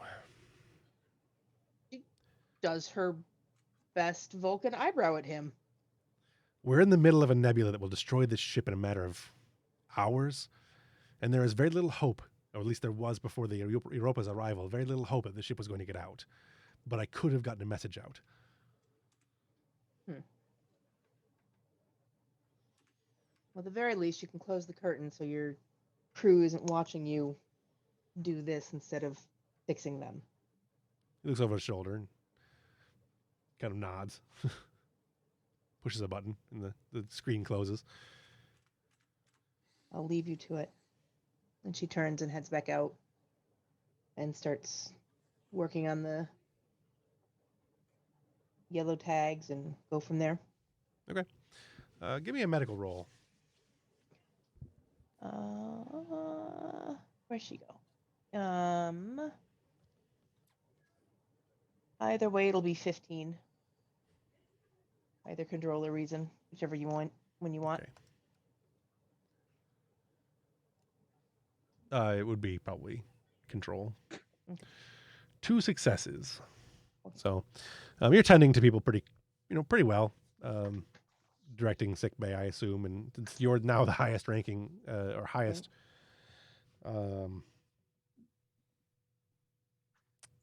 statistically the highest person here, being that you are an actual chief medical officer and they don't have one left. So tending to some of the wounded. The majority, like I said before, the majority of the injuries you're seeing are slashing, cutting, crush type injuries. Stuff that waving lights at it fixes most of that. So, when you're talking to the nurses, you get the distinct impression that they've been working nonstop for 8, 9, 7, 8 hours, 6, 7 hours. I guess 6, 7 hours. Okay. And some of the more gruesome things, this is clearly the tail end of all of that. So. They're not making mistakes, but definitely reacting slower than you would expect trained Starfleet nurses to act in a normal situation. So, ouch. Did Vishal leave, or is she hanging around? Whichever one works best for you. Okay. We'll have her hanging around. Okay. So I'll turn to ask Vishal. You have your entire medical crew working now, I presume? What's left? Again, the Klingons came here, and They started here. They started here. Well, they started not quite here, but they got here as quickly as they could, and they killed everyone they could. Okay. I'll come back over to the Europa. Desavi to Hage. Age here. Captain, we need a medical team sent over. These people are too tired to go on. They're not functioning properly. I'm seeing very simple mistakes, and to no fault of their own. They are simply too mind weary to continue. We'll send over everyone we've got. I want Delphine on for certain. Will do. Thank you. Do you need any other resources? How's Coster doing? I imagine he's doing costerly. All right. Well, He told me he didn't need me to hold his tools, and I was free to go to sickbay. Working like his headband's on too tight. Yeah, I'll give him a list of any supplies that we need since the Klingons seem to have raided them. Okay. I'm not sure Evelyn knows this, but biomedic gel is a big deal. Yeah, no, I have follow-up questions about that. Okay. Yeah. I figured that was a thing, but Desavi's going to focus on the task at hand first and then debrief. Okay, cool. Hage will pass along orders to the quartermaster to get any supplies over to loaded into the shuttles. Okay. I imagine the SSH replies curtly. Does it look like I can move about this ship and get things into different places? Here's your forms. Then we'll fill out the forms later. Right now, just commandeer anybody who can carry a box. There's a form for that too. He walks over to the doorway and presses the open button. Hey, I need hands.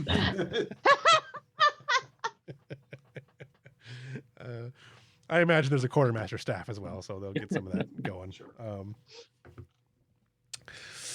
All right. With that, let's go ahead and jump back to the. So we're on the Europa. Let's go ahead and stay on the Europa. Somebody give me a science roll real quick. Another sensors scan. You're going to get a +1 for this. Your advantage for having your Klingon sensors applies to this one. So you have a difficulty of 3 instead of 4. Okay. And I believe that's me again. That's you again. 2 again? Uh, You have 1 momentum currently. yeah, let's go 2. Okay. Whoops. That was not at all. Those are double zeros. That's not a thing. It's because I hit the wrong button. Oh, that means they explode, and that's 2 successes. It's 20s. Each They're both die. 20s. 7 and an 8. The ship can assist with a 2. So you've got an additional momentum. Yay. Which will just, well, first I'll give you an opportunity to ask questions if you want to. Where was I? 5, 6. You are beginning to detect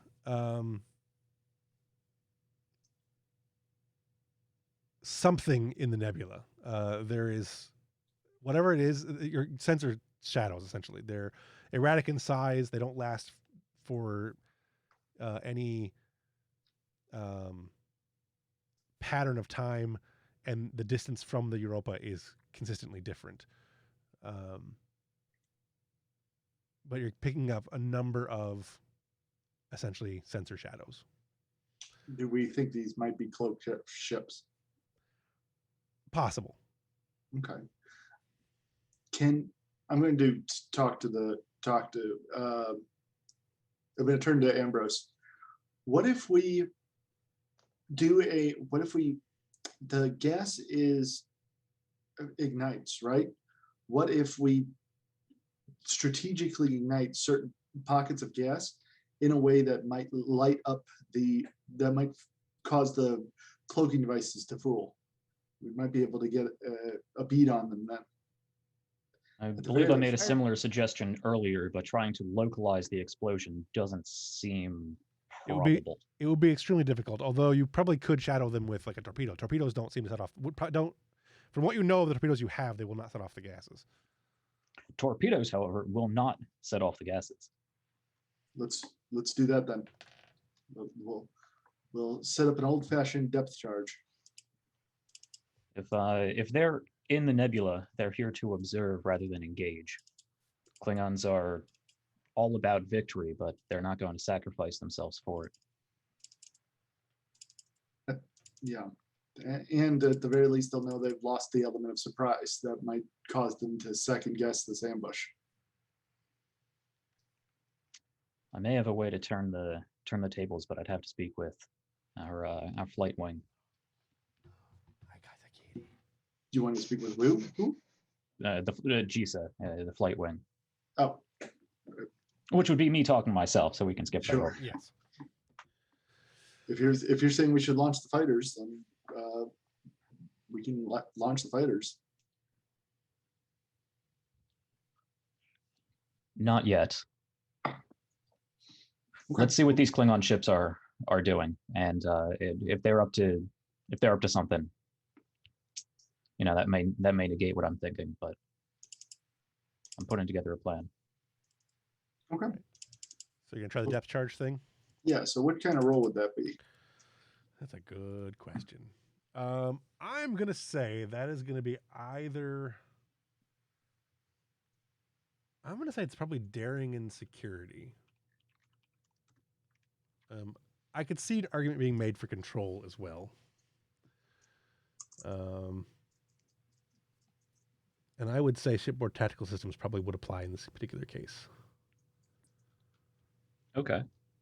Also, this is probably pretty bold. Yeah. So what does that leave you? If you're doing daring, your daring and security the same. So 15. Yeah. 15. I will go bold. So go ahead and take your threats. That'll be 3 dice, and I can re-roll one of them if I have to. All right. Did you want to spend the momentum to get a 4th? What's the difficulty? Difficulty will be.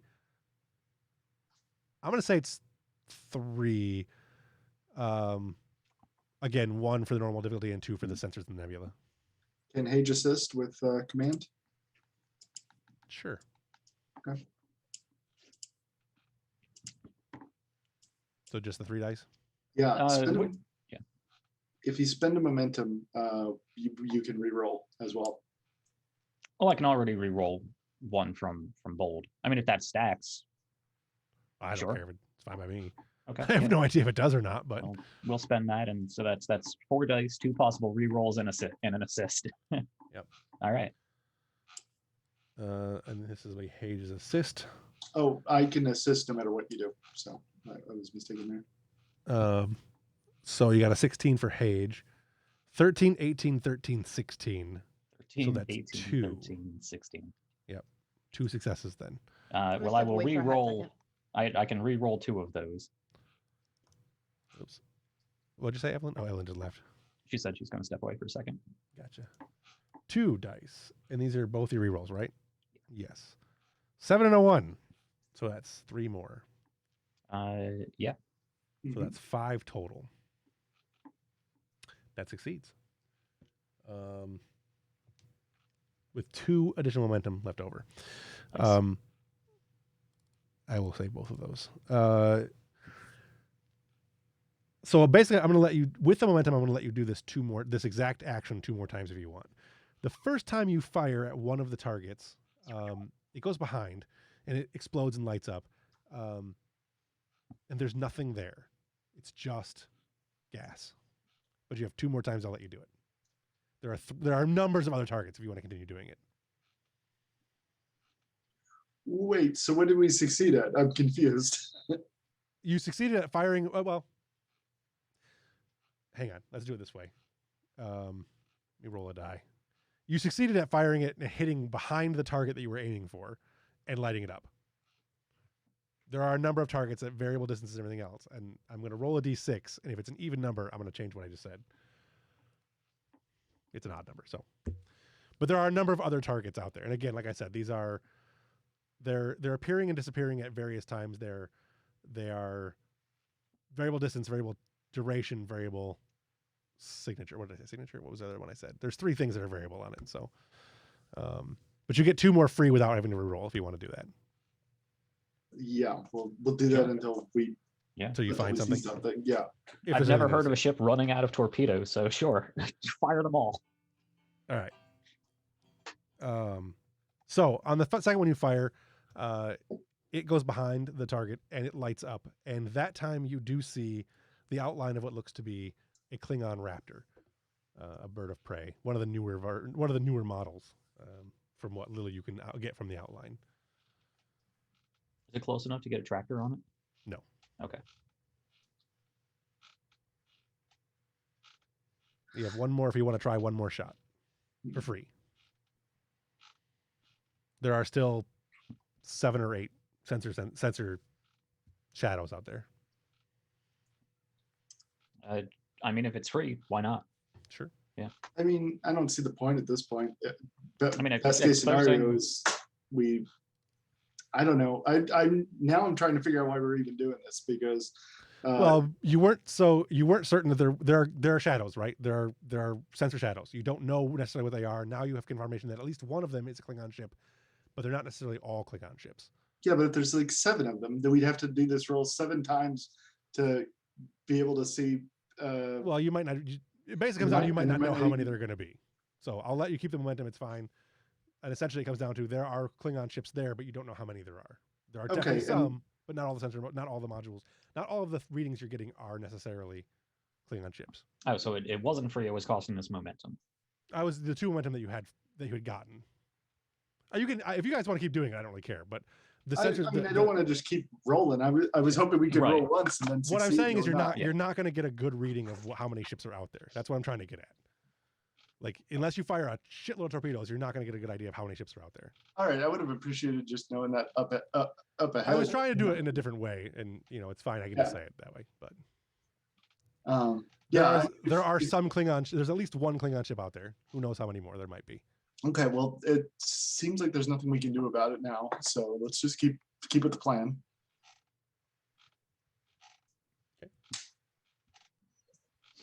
Well, this changes the plan because now we can't send the other ship away because it'll just get eaten up by the Klingons. Possibly. I mean, we're outnumbered at least 3 to 2. 4 to 2. 4 to 2. Yeah. At least. Mm-hmm. And the ones in the shadow we detected looked like the newer experimental ship. Correct. Okay. Yeah, that's rough. Yeah. Which is probably, again, he's right that it doesn't have shields up. It's probably not doing well in this area. Plus, we can't use phasers inside the nebula. You can use phasers if it didn't nebula. have shields up and we launched a torpedo at it, like it should be. You fired the torpedoes behind it, didn't you? Or were you firing to try to hit it? We were trying to scare him off. Is what we were trying to do. See, I was under the impression that what you were doing was trying to shoot a target behind it to get an idea of what was there. If you're trying to actually hit the sensors, yeah, you did damage to it. Oh, to hit no, I would fire. Okay. Yeah. So you. Unless the captain orders otherwise, I would fire on a potentially hostile target. Everywhere. It's gone. You've blown up one ship. It's fine. You did. It's cool. Okay. All right. Yeah. If we blow up a ship, there are still sensor readings out there. You still don't know how many more there may or may not be. Captain, we may be able to use this to our advantage. I would advise we send out a broadband signal, fake them out, suggest that we can see them and that we can blow them up. If they want this ship, it's going to cost them many. Let's keep doing it. But I also want to talk to the general again. Give me the sensor readings on that ship that we found. I don't think the general, without getting a whole lot of sensor readings on it. Yeah, well, I mean, even if it's just like a picture, something visual. So we just want to be able to show him, hey, look what we found. And I want to calm the general. And I see how it is, General. I see how it is, General. You give us time to prepare for battle, and then you ambush us in the night with your night raptors. You are out of your mind, Captain. My ships are out here, waiting for you to make the choice. I'm transmitting over the sensor readings of a ship we detected here. Either you are lying to me, or your allies are here against your orders. Can I do the Deanna thing? Sure. This time I'll make you roll, though. Sure, that makes sense. What am I rolling? Uh, Insight, something or other. Command. Yeah, insight command works. Okay. You also have 2 momentum if you want, or you have 1 momentum if you want to spend it. I'm not great at insight. I have a super risky plan I'm formulating, so I'm all for saving the momentum. Okay. So I mean, what's the difficulty? Probably I mean, just 1. Yeah, I would imagine. Yeah, I'm good with just rolling 2 dice. 17 and a 1, so 2 successes. Cool. The general seems generally confused. Captain, he genuinely doesn't know what we're talking about. There are more factions here. I know that. I'm trying to convince him of that. Yep. So it seems your allies are lying to you. It changes nothing, Captain. Surrender the Europa. Very well. I'll surrender to the ships here in the nebula, since they are obviously braver than you. He just shuts off the comm.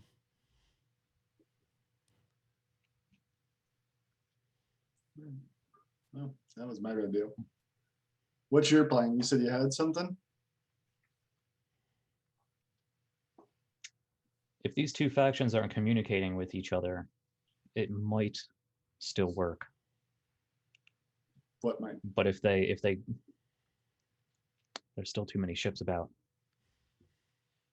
Yeah, we're outnumbered by a pretty wide margin here.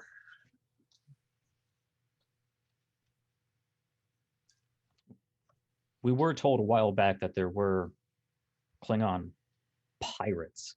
Now that intel might have been faulty, but that might not actually have anything to do with the current Klingon situation.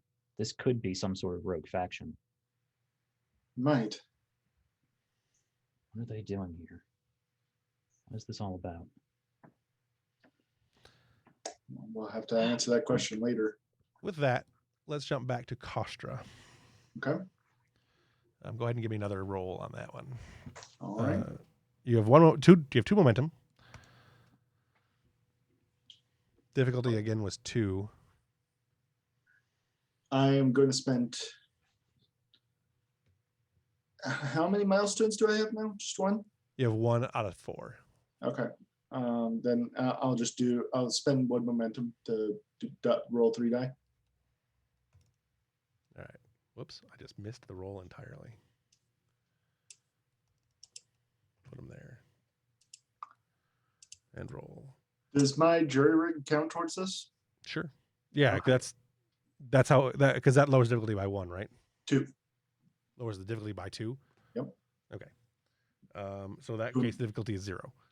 Okay. And you have a 17, a 16, and a 4, so 1 success. Okay. Well, that's 1 success. So 7 challenge dice. 7 dice rolled. 1, 2, 3, 4. 4. Not a great roll. Yeah, I'll reduce the resistance by 2. So 4 work. Which will put it at 16 out of 18 and not provide a magnitude. All right. All right. That's 30 minutes have happened. All right. Go back to Dasavi. Put the general down here for now. So yeah, you're in there working. Your new staff arrives, including Delphine.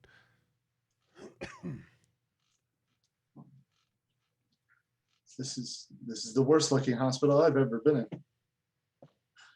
This is what happens when Klingons target a hospital, Barbarians. Well, among other things. enough chatter. Let's get to work. Savvy nods and points Delphine over to whomever is acting, or perhaps is the head nurse at the time, to debrief and relieve her. Okay.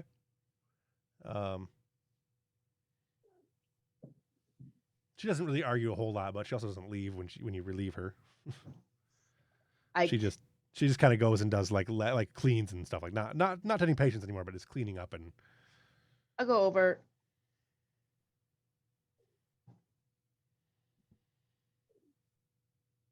I understand you've been through something very traumatic. Your mind is racing. You feel like you need to do something, because otherwise the gravity of powerlessness sets on you. However, if you don't return to your quarters and get some sleep, you're going to be useless to your crew from here on out. I'll give you a sedative if you don't think you'll be able to sleep on your own, but you need to rest. You get a sense, pretty clearly in your Betazoid hole, that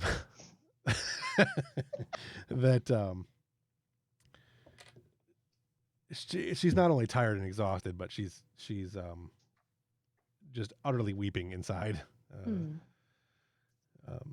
She looks at it, says, "Doctor, I was pretty useless beforehand. If I go now, there's just still so much to do."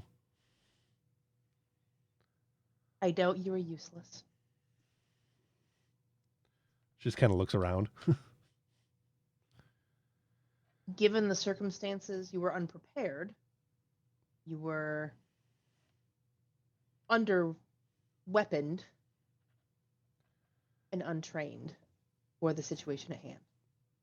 You were not useless. There are over 200 dead people. I know. She just kind of puts the thing she was cleaning back down, shakes her head, and kind of nods a little bit, and you get the sense of compliance as she heads out of the room. And Savi kind of turns to the sick bay as a whole. And the same goes for those of you remaining. You did everything you could with the tools at hand. Now is the time to rest, recuperate. We'll take it from here.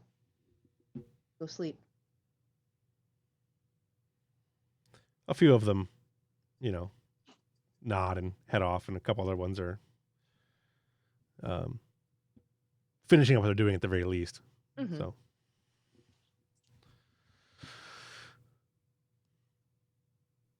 all right. Anything else you want to do there? Not offhand. I think it's a good place to leave that. Anything anywhere else on any of the ships they want to do, or head back to the Europa back to the bridge? I do want to talk to Vishal about that biogel before we leave. Okay. We can do that now if you want. Okay, yeah, that's fine. So be somewhere not in sick bay. Yeah, you probably head up to she's probably in her. Oh, she's probably actually helping the engineering crews put some stuff together. But Okay. what can I do for you, Doctor? Tell me about this biomedic gel. What you said you were reverse engineering a plague. This was supposed to be a cure of sorts. We were using it in order to, so you would know, biomimetic gel is one of those medical technobabble things that Starfleet uses for all kinds of stuff. Mm. In this particular case, it's often used in things like cloning or biogenic weapons or that kind of stuff. Okay. It's also often used in the reversing of those things. It's essentially stem cells, Okay. only fancier and more Star Trek-y. So this is not a specific, there's not like a biomedic gel specific to different things. This is a general thing that can be used for many things. Right. Yeah. And it's Gotcha. usually comes in it's 500 milliliters is a lot for any one starship to have on it. Okay. Heavily regulated. Heavily regulated. It's used in genetic modification, that kind of stuff. I think DS9, when Bashir was ordered to give over a liter of the stuff, he not only protested on it, but he also said that he had to get it all together in one place because he didn't have it all aboard DS9. Mm-hmm. So 500 milliliters is a lot to have aboard a single ship. Right. She says yes, the doctor was in the process of doing reverse engineering on a genetic mutation virus, of genetic mutation plague. He'd been working on it for some time, and he thought he was getting pretty close. So when we had dropped off the supplies to the Terrellian system, he was going to start replication for testing. That's why we had so much aboard. Okay. I don't know how the Klingons knew it was aboard, or if they did know, but Was it on your manifest? of course. Would they have been able to access your manifest? I don't know how they could, unless once they're aboard ship, they possibly could, but I don't imagine. But you said they Starfleet- went straight for the sick bay. Yes. We are a hospital ship, and if they need medical supplies, period, it's not unheard of for some races to attack hospital ships to gain supplies. Although Klingons generally don't leave anyone alive afterwards. Would that be normal behavior for Klingons to attack a hospital ship and take supplies?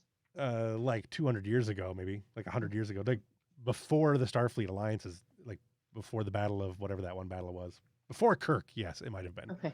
but not really since then. Well, also Klingons don't really place a lot of stock in triage. Right. Mhm. You either die or you get better with a simple hyperspray and get Right. back in the fight. So Yeah, a there are- biomimetic gel is super unusual for Klingons to Yes. even want. Yes, that is definitely true. The medical supplies thing at some points in history prior to the Kirk, the Battle of Axanar is the word I'm looking for. Prior to the Battle of Axanar, before the Klingons were really Grew well their head known, ridges. it did happen. So what's that? And before the Klingons regrew their head ridges. Yeah. Well, before they lost them and then regrew them, Okay. depending on what timeline you're looking at. But yeah, it's pretty unusual for the last 80 to 100 years for Klingons to attack hospital ships, Okay. unless they're truly desperate. And these ones didn't seem desperate. No. They seem ridiculously strong. Yes. And covered in cyberware? Some of them had cybernetics on them. Like not Borg Klingon, specifically cybernetically enhanced Klingons. Correct. Okay. The and the cylinder that the other doctor had held up that he'd pulled out of the Klingon was not similar to the Jem'Hadar white distribution system. Okay. No. Nope. In fact,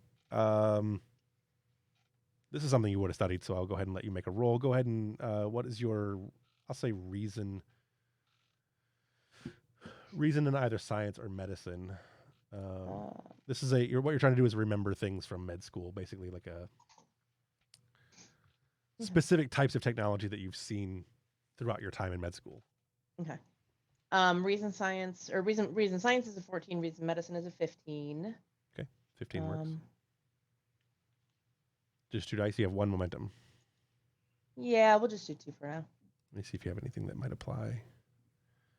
Dr. Daphine. No, Dr. Dasavi. No, Dr. Dasavi, not Dr. Nurse Daphine. Daphine. That's the nurse. Yes, Lieutenant Daphine. Dasavi. Here we go. No, the only thing I could think of at all might be the xenobio, depending on where you're going with it. Yeah. Without having a closer look, I'm going to say that doesn't apply right now. Okay. Although it probably would.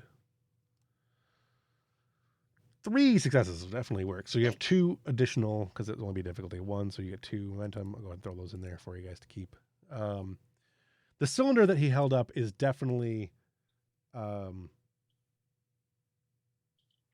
is definitely Borg technology. Although the Klingon is definitely not using Borg. Like, it does not look Borg, but that piece of technology is definitely Borg.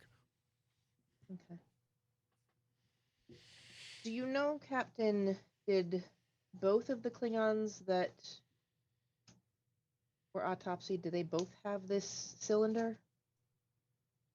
The captain doesn't know. She has no idea. Oh. I didn't know he had found anything yet. Oh. Yes, he found some very interesting Borg technology. I will say that not all of the Klingons we saw had cybernetic enhancements. But some of them certainly did.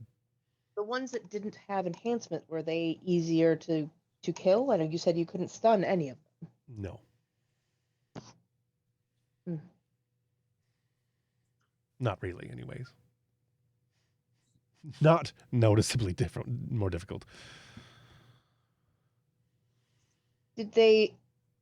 Were there any other ways that they acted differently than the Klingons we have all come to know and They were far more aggressive. No. They were far stronger. They also were able to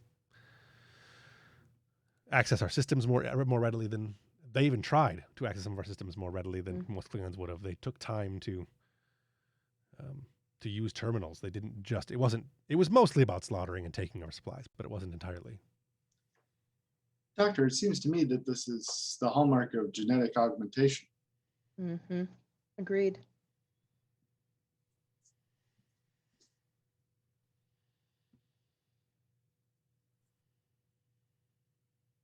But at what prompting? And under whose guidance?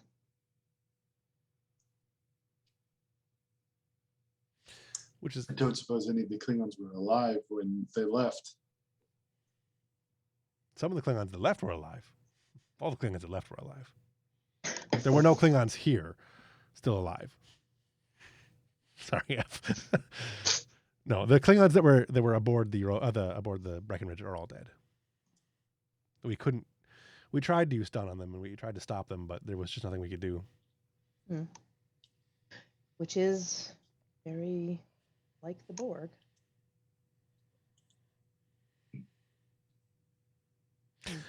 Which is a good time to let you think and go back to the bridge of the Europa. I honestly don't know what else to do on the bridge of the Europa. Ambrose had a plan, right? You're working on a plan. If it wasn't for the Klingons, the clearly different Klingons in the nebula, I had a plan. But the fact that they dragged the ship in, didn't kill anybody, and are still here, not doing anything, really throws me for a loop. Yeah, I'm wondering how they're able to manage what is their being point? Cloaked without having no shields and being in this nebula. Well, they're clearly, like, just from one torpedo destroying a ship, their hulls are definitely taking damage. They're definitely suffering from the effects, because no ship, one torpedo would most time take one out, and that certainly would have taken that one out if you were going to hit it. Yeah, I'm just stuck on why are they still here? Right. What is the point of them being here? Especially if they're cloaked, they could just leave the nebula and nobody would really detect them. So they're waiting for something. Us? Is there something more on the Breckenridge that they want? So O'Connor still, and we haven't gotten any debrief from the Breckenridge away team, right? Not yet. No. What was O'Connor going to say? O'Connor looks up with this kind of uncertain and like she's not sure she wants to say what she's going to say because she's not sure. Sir, I have a foolish suggestion. The only foolish thing is to stay quiet in an emergency. Well, their shields are down, presumably, because they're cloaked. Mm-hmm. Why don't we just transport some of them over to our rig. Or Transporters are down. all of them. What's You that? know, Transporters are down. They don't work in the nebula. Oh, I missed that bit. My bad.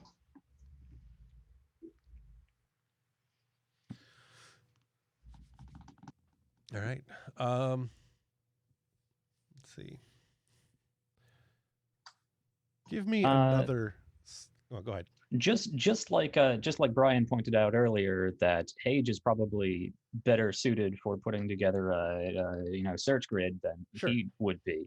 I'm sure Ambrose would be better at putting together tactical information than say I would be. Can I make some sort of roll to try to figure out what the hell's going on here? I don't usually get this meta, but Yeah. Before you do that, though, go ahead and have Evelyn give me another. Have O'Connor give me another roll, another sensor roll. So 15. 2 dice. 2 dice. 2 successes. Yay. The frequency and duration and distance of the variable anomalies has changed and they're becoming less frequent and consistently farther away. So with that, Ambrose, if you want to give me a roll, I will give you the chances are you actually succeeded in scaring them away by doing damage, blowing one up in a single shot. So yeah. Whatever the sensor things are, clearly they're caused by whatever, even if they're not all Klingon ships, they're clearly caused by. Yeah, the they're ships. throwing out sensor distortions to fool our sensors. I know I asked for it, but I hate rolling for just give me the answer. Sure. They're leaving. Are they leaving in the same direction as the 3 outside, or are they going off in a different direction? They're going off in a different direction altogether. They clearly are not going towards the Klingons out there, and they're not going towards you guys in any way. They are departing the nebula as if they do not want to be seen by the other Klingons.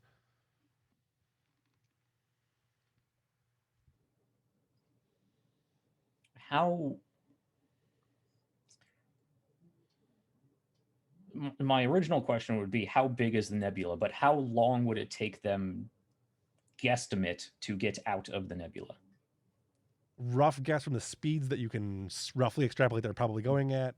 It'll probably take them about an hour to get out, which would probably be, depending on how long they've been in here, would probably be about the limit of what the Europa could be in this nebula for.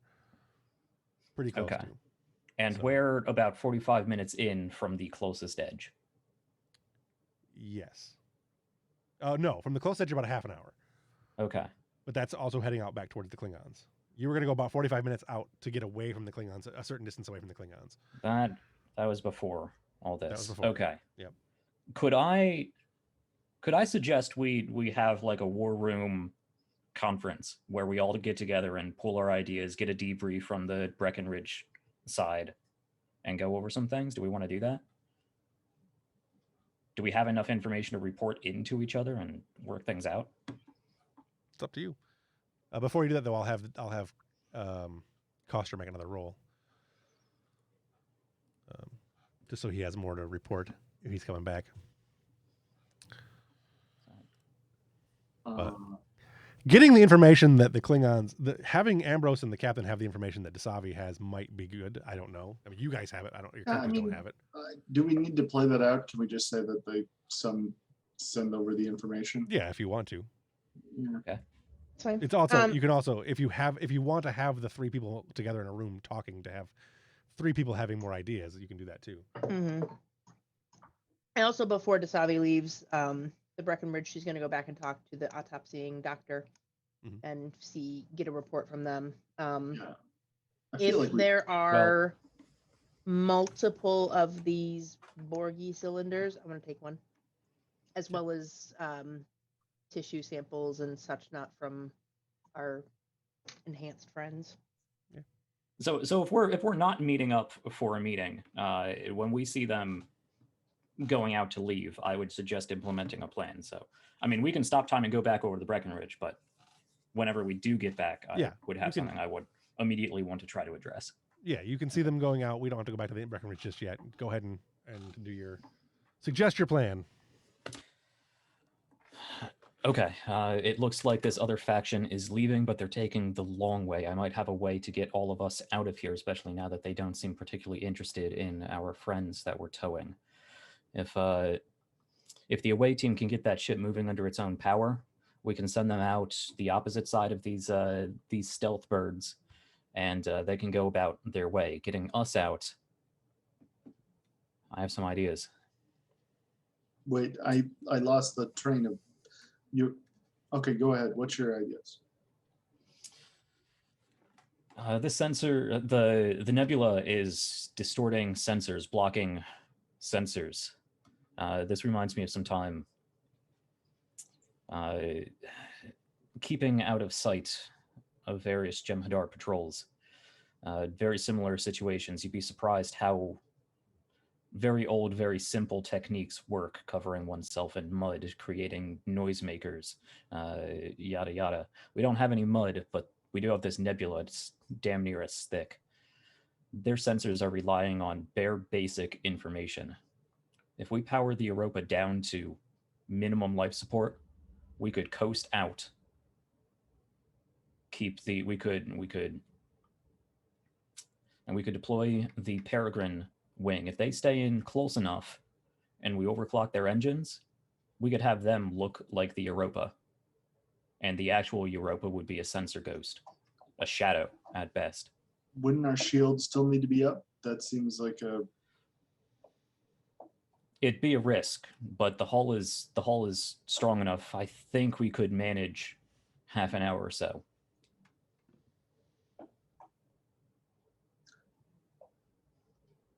Does that sound reasonable?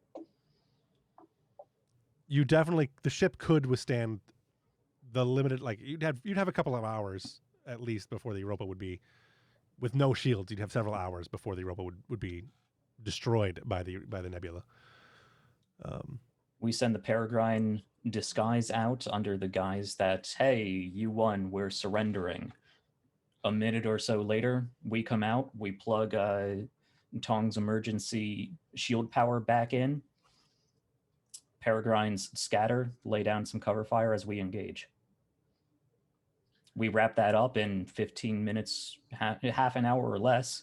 We can even loop back around the nebula and see if we can catch the whatever else was going on in here. Seems like a plan. We could give that a try. Okay. That does rely on Kostra making this next roll, though. Not making this next roll, but I mean, I'm definitely not going to get it this round. Not this round, no. Yeah. But you'd probably get it within the hour. It looks like you're probably going to get it within the hour, and that was what was reported. So, yeah. All right, give me another roll there, Kostra. What is it? Your difficulty was you have 3 momentum. Your difficulty is 0. Yep. How many dice you want to roll? 2? Yeah, I'll go ahead and use a momentum. So. All right, so 3.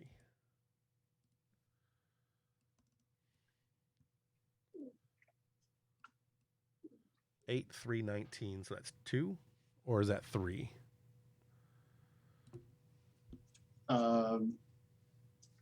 The difficulty is Structural 15. engineering.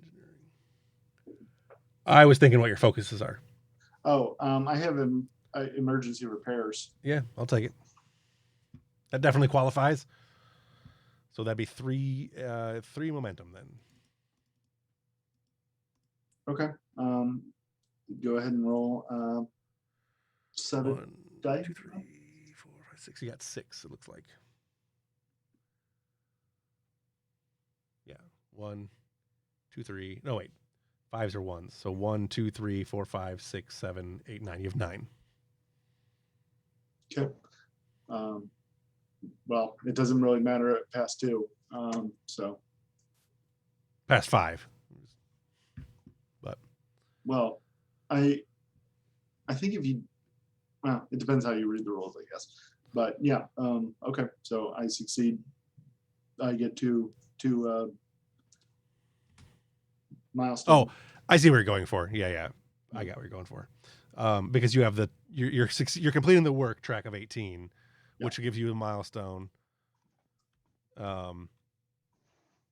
You also got you also get 5, so that's another milestone. So you're at 3 milestones. So you have 1 milestone left.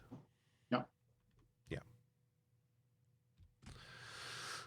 And then the next one, I just have to get 1, and then I'll. Correct. Yeah. Just one, even 1 success and it's over. Yep. Right. Delete that. So Dasavi, now you can go back and talk to. I assume that right now Jisa is being talked to by Ambrose. Not a thing we want to do on screen, probably. I really just want to watch Jack lose his mind trying to figure out who's talking to whom. Just have to face different directions when you're talking.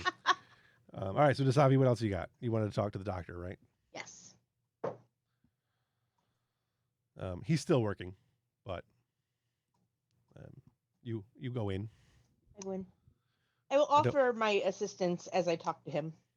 Okay. I certainly don't need anyone more yelling at me. Thank you, doctor. Hands you a thing. I didn't yell. I simply offered a very firm suggestion. What can I do for you, doctor? Tell me about what you found. There's a great deal of cybernetics in here. Some of it is clearly Borg. I don't know what the rest of it is. Klingon, maybe Romulan in origin, and some of these that I don't know what they're from. I've never seen this before in my life. This Romulan technology, if it is Romulan, is far more advanced than anything that I'm accustomed to seeing. The Klingon technology is pretty standard. The Borg is pretty standard for Borg technology. It's a little older. The most recent engagement that the Federation had with the Borg, this predates that.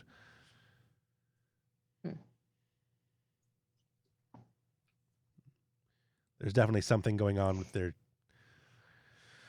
DNA, but without getting into research I can't do right now, I can't tell you what.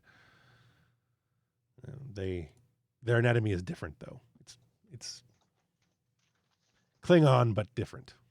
Right.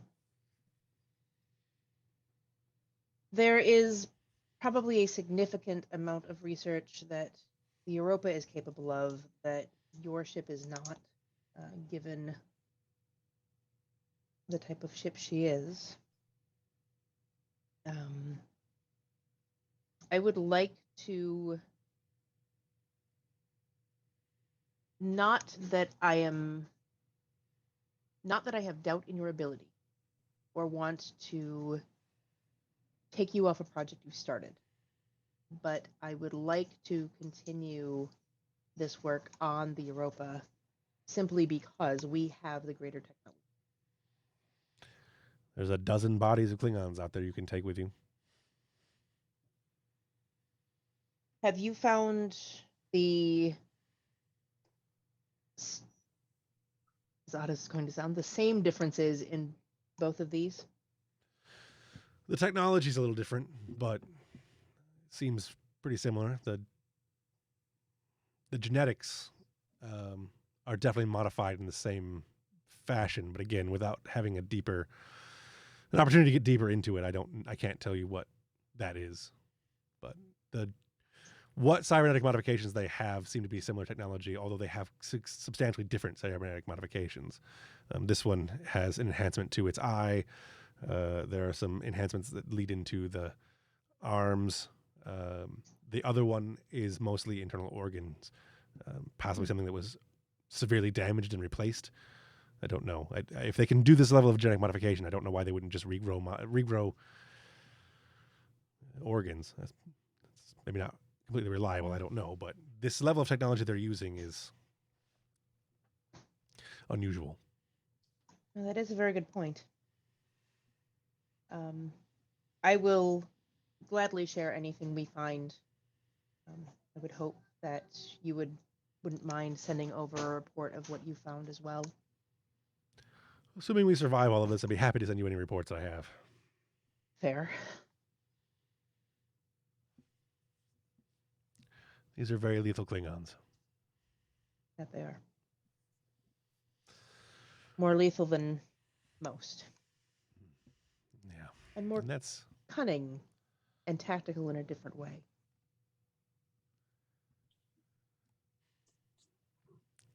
well. Thank you for your time, Doctor. If Yeah. once we get out of this nebula, let us know what we can do to help.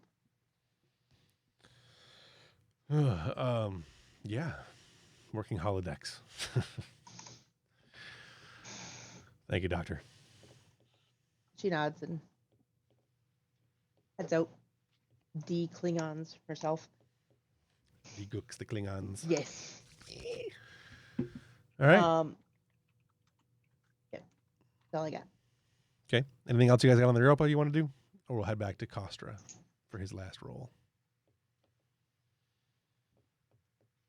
All right. Kostra it is. 2 dice, I assume, since you only need to get 1. Yeah. Sorry, I know it's less fun to not roll dice, guys. It's really confusing me. For some reason, I have a harder time finding my stats when I'm not doing the other half. Yeah. Yeah. You Brain succeed. associations. A 9 and a 20, so that's a complication as well. I'm just going to take the threat because I don't want to throw a complication in this late in the game, late in the session. So yes, Kostra, you managed to succeed. You've got the hull reinforced and the engines come back online about the same time. The hull's reinforced with your shields. You were doing the shields. So their shields are back online, up to full power, and you've gotten their engines back online. Okay. So I assume you're going to let the captain know. Yeah. Mm-hmm. That way Hage can act on that. Yeah. We'll deploy the fighters to serve as a distraction while we escort the ship out. So that I'm aware of what you actually want to do, because there were a couple different plans here. That wasn't exactly what I suggested. It's not a bad plan. So the idea that Ambrose had, which I'm not sure was, so you wanted to deploy the fighters, power down the Europa, and have the fighters in close quarters with the Europa as you went out. Right? That's what your plan was? Or you wanted to have them separate, so the fighters came out in one area, the Europa came out in another area. I mean, it all depends on whether the Breckenridge can get out on their own. Yes. Round about the same time that we can. Within a few minutes, yes. Yeah. Now, my idea was that we deploy the fighters. We have them set up in close formation and overclock their engines. So it looks like with the interference from the nebula and we got and the scattering. Right. They'll look like the Europa. They'll look like the Europa. We have the Europa powered down low just behind them, just outside of them. Okay. So that when the fighters move out, they can burst out and do their thing, distract the enemy long enough. I even have an asterisk on that part of the plan as well. That gives the Europa enough time to plug tons emergency power in, charge right back up to full real quick, engage, and then the Breckenridge is already off the nebula somewhere else. We mop up these Klingons and go for the other ones. That doesn't solve the problem, though, that I don't trust the Breckenridge alone with the Klingons who are still here in the nebula. Oh no, they're leaving. They're leaving in the completely opposite direction. Well, right, but the Klingons in the nebula are still here. No. They're the ones that were leaving. I think you missed it. Have they left the nebula? They haven't left. They were in the process of. They were in the process of leaving after you destroyed the one ship. Okay. I don't know if you must not have caught that, but yeah, they were the sensor readings that you got, the sensor ghosts you were getting were. Well, if that's the case, why don't we go back to Plan A and have the Europa just leave out the front door? That's kind of what we're doing with the modified plan of, having a better combat. Yeah, I get it. presence. Use the fighters as a distraction, but I don't see the point of that if the Europa is also leaving in that direction. Just to have more targets. Element of surprise. I mean, confuse the Klingons. Klingons don't adapt well. It's up to you. You're the captain. You can do as how you want. The idea of going out with the Breckenridge actually isn't a bad idea either. If you wanted to do that. Just to go out of character for a moment, this is exactly kind of what I was talking about with the my concern about fighters is where we would just have the fighters be the go-to solution. Sure. And then they're not necessarily a solution here, though. Six Peregrines cannot take 3 cavorts. There are still 3 The cavort Europa class ships has out to there. be with them for this plan to work. Well, I mean, if they have to be with them, then I don't see why we're running silent on this. Because never mind. then they would see that we have deployed All right. Peregrines, and they would blow up the nebula because we're making offensive actions. Okay, I'm not sure I get the benefit, but let's go with it. Let's do that. What do we need to do that? Nothing. Just you deploy the fighters and start your way out. We have to get your people back aboard the ship, so you do that, and then Kostra. We'll have Kostra do the run silent roll, which is no big deal. It's difficulty 1. How far away are the cavorts from the edge of the cloud? I mean, within weapons range. Could we use the Bussard collectors of the Peregrines to scoop up some of the gas and weaponize it? I'm thinking a modified Colvert Starburst. Yeah, without having set that up earlier, probably not. You'd have had to prep for that. You can still do the Starburst the Starburst mover because that was just plasma out of the engines. But... Yeah, well, that's just being flashy. That doesn't really help us. Right. Without having had the engineers, prep that ahead of time, I'm going to say no. All right. So Hage is going to have. They're going to launch the fighters. You're going to have the Europa go power down a little bit, and then you're going to have them come out in separate sections so that you have the element of surprise, hopefully, right? Yeah. As you're doing that, Kargan calls back. Captain Hage, your time is up. Are you surrendering or not? Yeah, we're coming right out. He squints. Very well. And then turns off the comm. All right, where's my stats here? As you come out of the nebula, as the Peregrines come out of the nebula, first, they are going to... so what I'm going to do for this, tactically speaking, is I'm going to give you guys a free... keep the initiative, right? That's what it's called, maintaining the initiative. So with that in mind, go ahead and have you guys can act first, essentially, is what I'm going to say. You guys can act first. There are 3 Cavort class ships. Their shields are up. Their weapons are charged. They're clearly in anticipation of something happening. Go ahead and you guys can make your first action, which would most likely be with the Peregrines first and then the Europa second. Mm-hmm. You'll get a free Europa going second, though.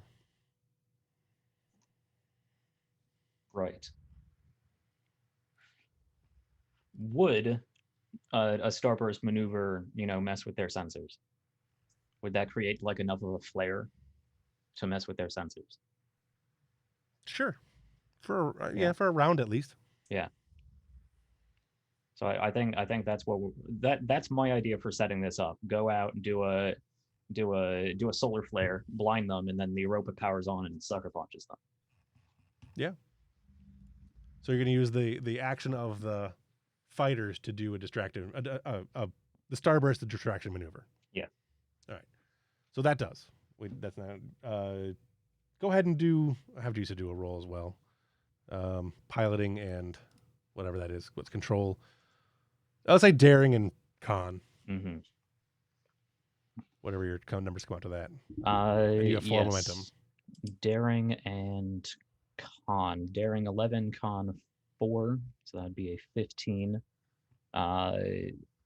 Fighter craft focus, I assume, would apply. Mm-hmm. You want to spend any momentum or no? What is the difficulty? I'm gonna say 2 probably.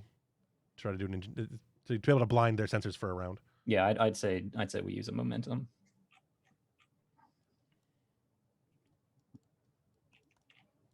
All right. 12, 13, 9. That's 3 successes. Okay. So you get 1 momentum back. And their sensors are down for a round. Well, not down, but they're blinded for a round, which is really good because that defeats something I was that I had written in here. Now that brings us back to the Europa. What do you want to do?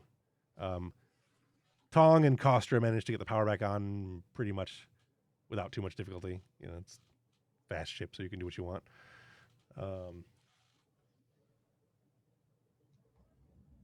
As you're powering back up and get your shields up, what do you want to do, Hage? Let's start with the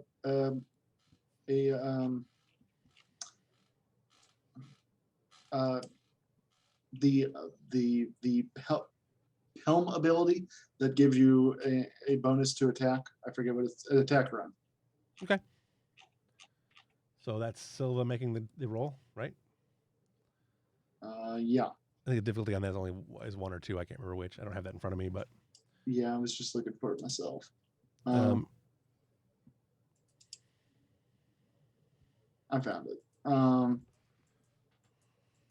It's difficulty 1. Okay. Yeah, difficulty 1. 2 dice or 1? Or 2 dice or 3? Oh no, I'm sorry. It's difficulty 2. I was looking at the wrong one. Okay. It's difficulty 2. It's daring con, and I'm rolling. Just 2 die. Okay. The ship assists with weapons con.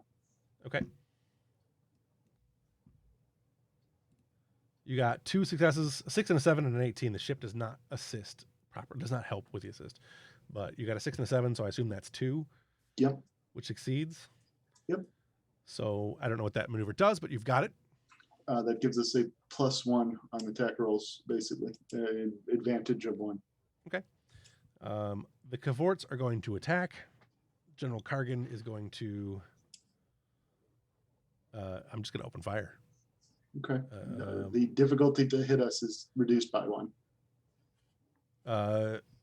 Could I use quick to action? What's that one do? During the first round of combat, you and your allies may ignore the normal cost to retain initiative. Could we take yet another action on our retain initiative? Yeah, I'll allow it. You guys had a good plan going into the nebula to get everyone out. You had a good plan coming out of the nebula. I imagine we had like Starburst. a really thorough like war room scene where we all discussed this, but nobody else wanted to play that out. So Right. So I'll say yeah, you can do that one. So you got 1 more action before the Klingons get to go. Well, we blinded them. We set up an attack round. I'd say we hit them as hard as we can. What you want to do? Yep. All right. Ambrose is firing. What are you firing, first of all? Torpedoes, phasers? Well, I've never actually done ship combat in this system. Not really. Okay. So firing torpedoes they have give shields. me threat. They have shields up. So in order for torpedoes to be effective, we would need to take the shields down first, right? Correct. Ideally, yeah. So we would want to open up with a phaser barrage. Yeah. And I recommend putting power into phasers. Yeah. They're more effective that way. Okay.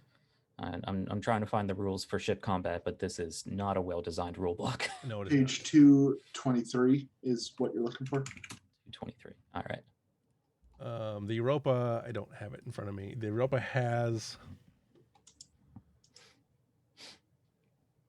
10 power.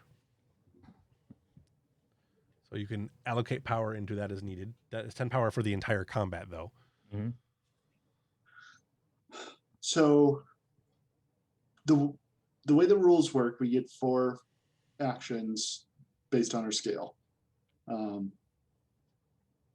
Yeah, and this is your second action. Yeah.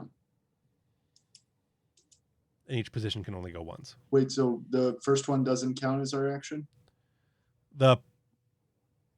This is your second action, so that you had an action from the fighters that doesn't count towards you guys. That doesn't count towards the Europa. Okay. The second action was the flight, the helm officer. That one counts. This one counts. The fighters are done acting though; they can't really do anything else. Mhm. So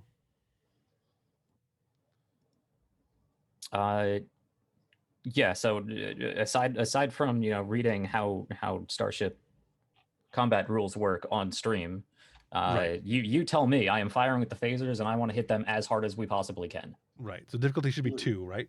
Control plus Control security. Control Yeah. security. Yep. Difficulty is 2 for phasers. Yep.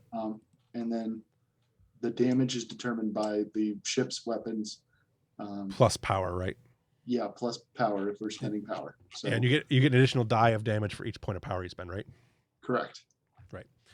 At 1-to-1. So Yeah. how you do hit? You got an 8 and 11, so I'm assuming that is going to be below your. I'm assuming you have a 15 to shoot. Yeah. 2 dice, so that hits. You have the Europa fires for. Phasers are 6 damage, versatile 2. I don't remember what versatile does, but Versatile can do any number of things. right. Basically, it generates. the name? Yeah. Sorry. Please continue. Don't mind me. She's making fun of me at the moment. So Yeah, that no, happens. I was totally mocking. I was mocking Jeff, not you, Brian. If momentum is generated, gain momentum. Okay, so you didn't generate momentum anyways. Doesn't matter. Yeah. So 6 damage. How much power are you putting into it? If we have 10, I would say 2. I doubt this combat is going to last more than 5 rounds. You Yeah. you agree with that? I Captain? agree. Yep. All right, 2 it is. 1, 2, 3, we- 4, 5, we- 6, 7, We did 8 kind of damage. jump the gun on the roll there. I would have spent momentum and or used bold for some more dice to. Sure, you know, we can throw go back some and do it extra again. hits I in. don't really. It's fine. I with mean, me. does more hits do more damage? That So with like making with- momentum. With momentum, you Yes. can do things like you can do more damage, you can reduce resistance, you can. There's a few other things you can do, like re-roll certain dice. There's always a reason to have more momentum. Yeah. So like I said, I want to hit them as hard as I can, and since it's a Alright. security action, I'm going to use bold to get another dice, and if everyone's okay, spend at least 1 more momentum for a 4th dice. You need to Yeah. spend two momentum for a 4th dice. Even with bold, they don't. Yeah, they increase. Okay. Yeah. We're okay with that. Yeah. I'll spend 2. Yeah, that's fine. That's what I thought you were talking about. Okay. Anyhow. So that would be 4 dice, and I can re-roll one of them. Fine by me. All right, 4 dice this time then. 3 successes. It looks like 12, 13, 6. Okay. 18 is the other one. That doesn't count for anything. I will re-roll the 18. 18 gets re-rolled. The ship also assists. I didn't roll for the ship assist. That rolls into a 12, Also a counts. success. Yep. and the ship rolls for a 2, which is, I think, only 1. I don't think the ship has. I don't a think the special ship in can. I don't think it can crit.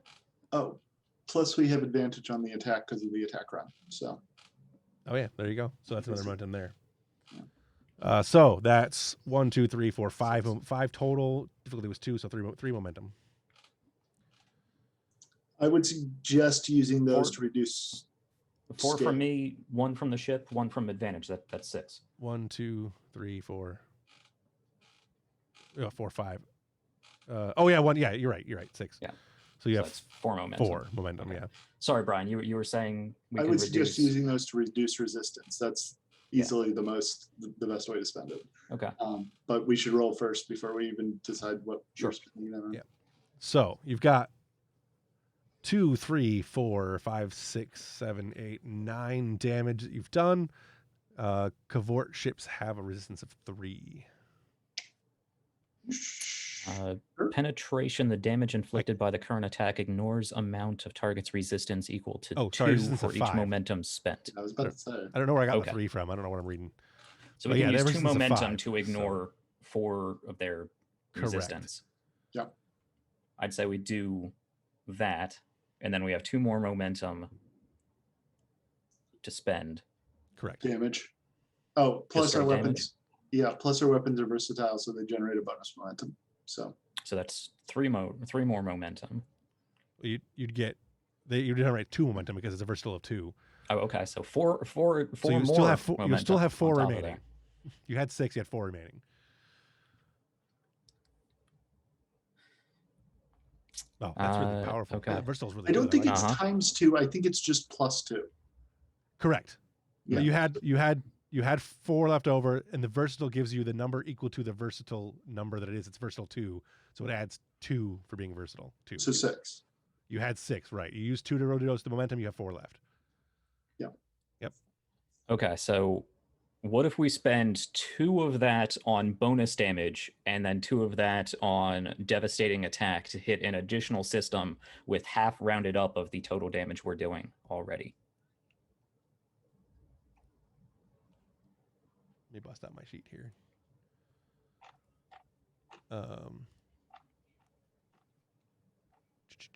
So you're doing devastating attacks. We're talking about successful ship attack. Roll additional system. That system suffers an additional hit, dealing damage half the primary damages attack. Rounded up, so it'd be 5. So you'd be basically doing. You're essentially doing 2. You'd be doing 2 breaches basically. That's what you're talking about. Yeah. To do 2 different systems. Yeah. Right. If we damage a breach. Correct. If we do a breach. What you do because you've got enough.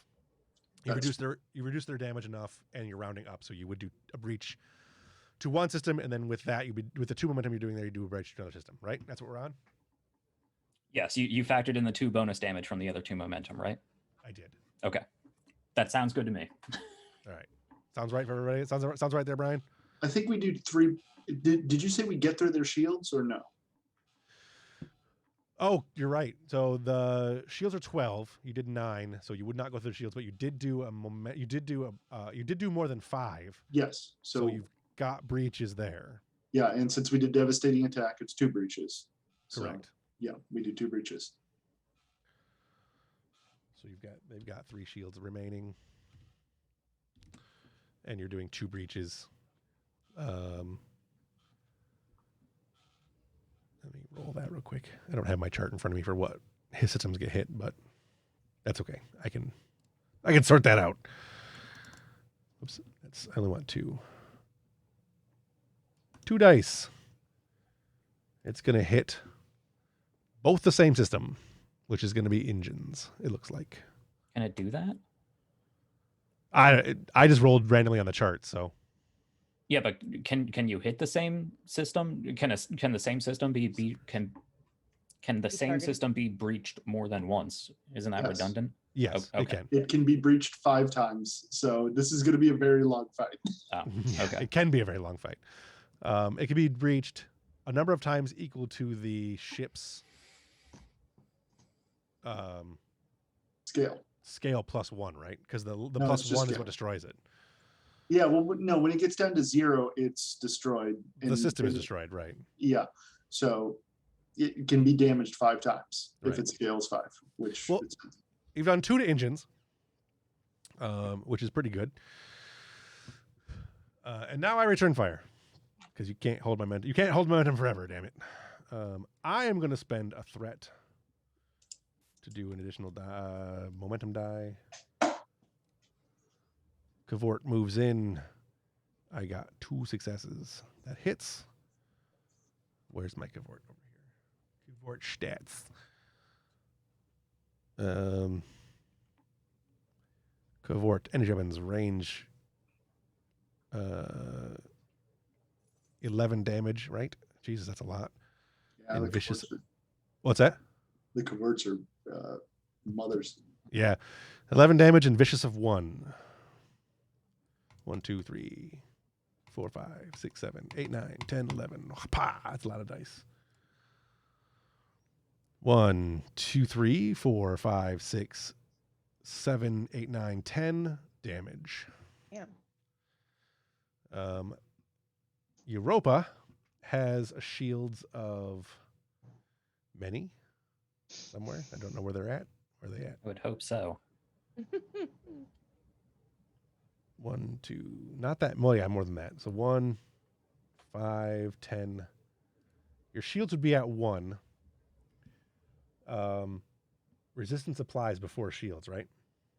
No. Or yes. Yes. Yeah. That's what I thought. So you'd be at 5.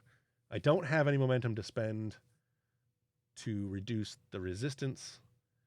So you your can spend shield... threat to reduce resistance if you want. I can, but I'm not doing this. I've got 3 cavorts. I don't want to No, that's fair. make it too brutal. No. So yeah, your shields are now at just about half. Okay, but we took 5, so that's a breach. As a breach. Roll that, baby. A 2. What you have? You don't have the chart in front of you by chance, Brian? No. I don't either. I'm gonna say that breach is. Actually, I have it now. What right. was it? 5? A 2. 2 computers. Computers. Oh no! You've killed Eva. Not really. Cass is gonna be so mad when he gets back. When she gets back. Computers suffer 1 breach, and I have nothing I can do beyond that except to do vicious. I have to have rolled a an effect. I have to roll effects, right? Those are for effects. So how many effects did I have? 1, 2, 3, 4, 5. I had 5 effects, so it would be additional 5 damage. That sounds like enough to get rid of our shields, which would do another impact. Or You would actually still have shields of 1 because you have 11 shields. Okay, well then in that case, it doesn't really do anything. So your shields are down to almost 0. By the way, the impact of the computers is until the officer at the Eternal Systems performs a restore minor action, computer system cannot be used for any task. In addition, the any tasks where the ship assists on has its complication of range increased by 2. That's for the first damage you take? That's that's for an impact. Okay. That happened to the second one. And just FYI, Jeff, you might want to use the NPC starship damage rules on page 230. Yeah, the ones where the ship takes its scale and damage and it's destroyed. Well, yes, yeah. Yeah, I know them. Yeah. Okay. So, It basically just removes the location chart from the. yeah, for the other 2 ships, I'm definitely doing that. For Kargan's ship, I'm doing a little bit different, not much, but a little bit different. That makes sense. But yeah, for the other 2 cavorts, yeah, you guys can blow those up pretty easy. I mean, relatively speaking. Yeah. So yeah, all right. Brings it back to you guys. What do you want to do? Oh shit! You would have done 1 more damage because the difficulty to hit us was reduced by 1. I should have mentioned that because of the attack rod. That would have given me one more momentum, correct? Yeah. I'm going to use that differently.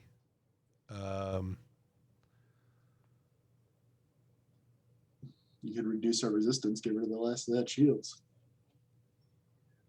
I'm going to use it for power loss and take away 1 point of your power. All right. So What's you're your down. total power? I don't have the ship sheet open. You have 10 total. You're down by 3. Okay. All right. Well, Ship's turn. Your guys' turn. Yeah. Jorad is going to go to his comms and he's going to say, breaches on decks 4 and 6. Dr. Dasavi, can you tend to the casualties? And I'm going to direct her to do a sickbay action, which is listed on page 225.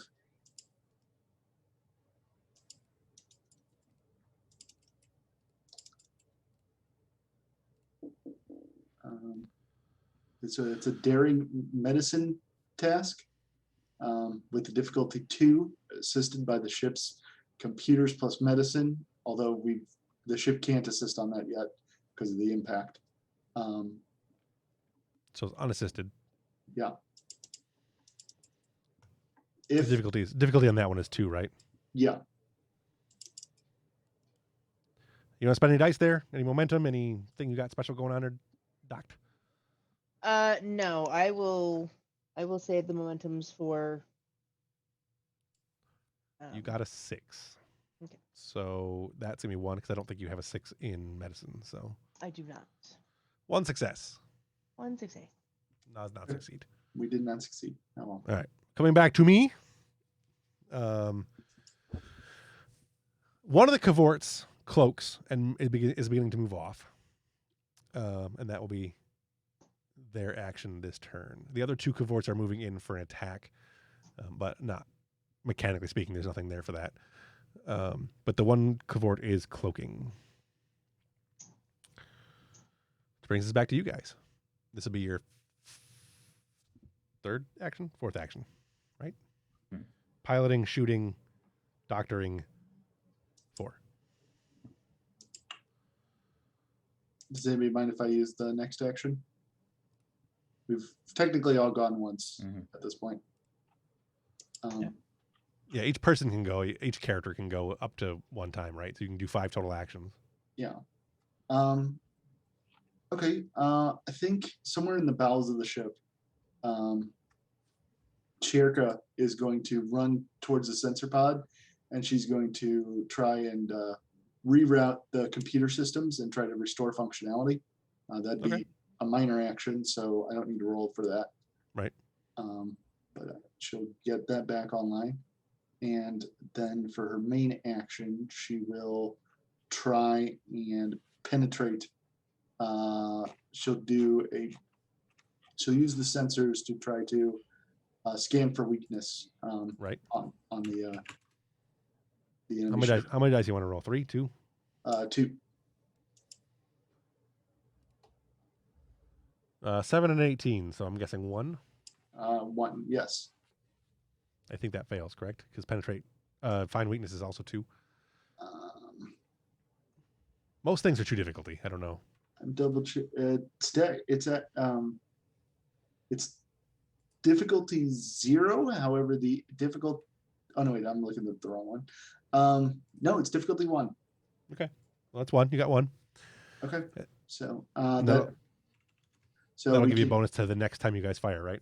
Yes, it gains piercing 2, and inflicts +1 damage. Right. Keep that in mind, Ambrose. What did you say then?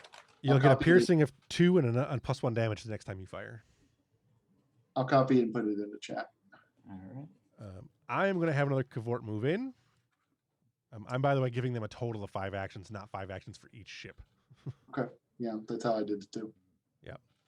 Because that's just 15 actions against 5 actions. So is too much. many. Yeah, it's too many. Too many. Nice. So I am going to spend a threat. I am going to roll 3 dice to attack. I am going to spend another threat to use torpedoes. No, I'm not. I'm going to spend 2 threat. I'm going to spend 1 threat. I'm going to spend 1 threat to raise that because I've already done that. There we go. 14, 11, 14. 14, 11, 4. That's 2. That's 2. Yeah.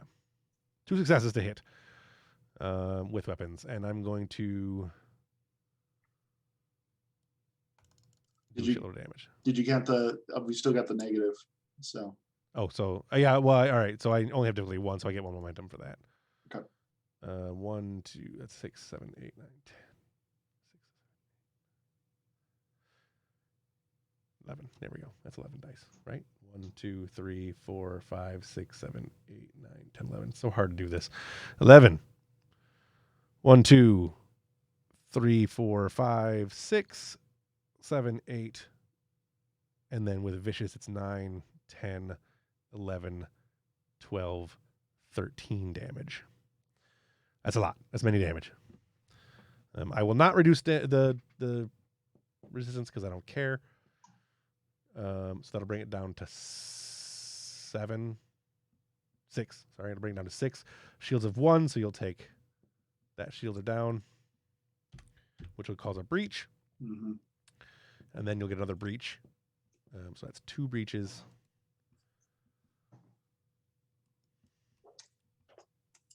Two breaches. I have the chart up. 2 and 3. Did One you? of those It's a D20 roll. Oh, is it?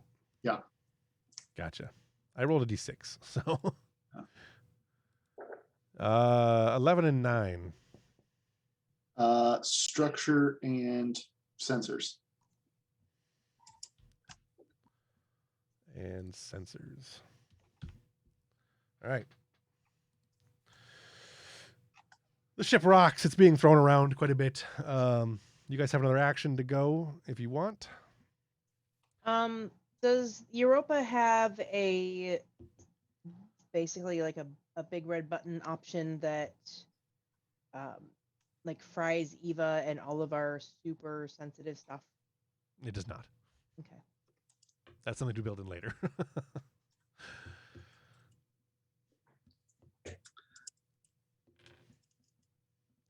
Gonna do anything else? Anybody? Commander Ambrose, what's your a tactical assessment of the situation? He's in trouble. Jack has no idea. Is this a fight we have any chance of winning? No. Okay. Against 3 cavorts? No, not really. Okay. I mean, at this point, can we confirm that the hospital ship escaped? Through the nebula, no, but if you give them another round, they would have escaped. Probably, you're almost positive another round they would have escaped. Okay. However, the cavorts going through here and getting to the ship, they're probably going to get away in time. Yeah. Like you've bought them enough time by fighting this that it's a very low probability the cavorts will ever be able to go around and get them. Now the other ships that were in the nebula, who knows, but probably not. I think Jorad would say we need to hold them off one more round, then, because if they could theoretically do it, we should stall them at least one more round. We can have to get your fighters back on board. Yeah, I was going to say that. Yeah, warp, so yeah, we need to get the fighters in. Yeah. Yeah, we need to hold out for another round. All right. Well, would it be better to evasive maneuvers or like buff shields? I think those are both I was thinking both. We can do both, sure. Yeah. Yeah. Well, you have one action left for this round. So Oh, we do? Yeah. I thought we only hit 4. No, 5. I think it's to scale, isn't it? Yeah, but we're scale 4, aren't we? Are you? I thought you were. I think you're scale 5. Let me check again. We might be scale 5. I might be You're wrong. scale 5. So you have 5. Okay. Okay. And then yeah. I can't evasive actions this round because I already went with the helms person. Right. So but I can restore shields as Kastra. Or Tong. Yeah. Yeah, or Tong. Why don't we have Tong do it? Mm-hmm. Tong was the one who was working on the systems earlier to dump power into the Oh, that's system. true. That is true. Yeah. We did have that snap shield thing. Yep. So you have 2 momentum. How many of those does Tong want to spend? Let me take a look at Tong. Well, what's the difficulty? I think for restore power is difficulty 2. Okay. Wait, And to regenerate shields or restore power? Oh, sorry. Shields. Regenerate shields. It's difficulty 1 or Okay. Difficulty 1. Yeah. Yeah. Okay. Power requirement of 1. Okay. And what would that be? Control engineering? It is Yes. control engineering. Yeah. Plus the ship structure engineering. Okay. And my focus on electroplasma power systems? Sure. Okay. I don't know. Sure. I mean, that sounds shifting- like you're shifting redirecting power power around, it makes to sense. amplify shields. Yeah, you're moving power Okay. around. It makes sense. Tong can be big time hero now. Since this was part of our plan, does Jorad's plan bonus apply? Sure. So difficulty 0. Okay. Yeah, so that case, I'd say we keep our momentum for when we desperately need it. All right. This also help you generate momentum, probably. Or you'll roll a 19 and a 3. Oh, the 3's a crit. Plus- so that counts as 2, right? Plus All we right. generate 2 bonus momentum. All right.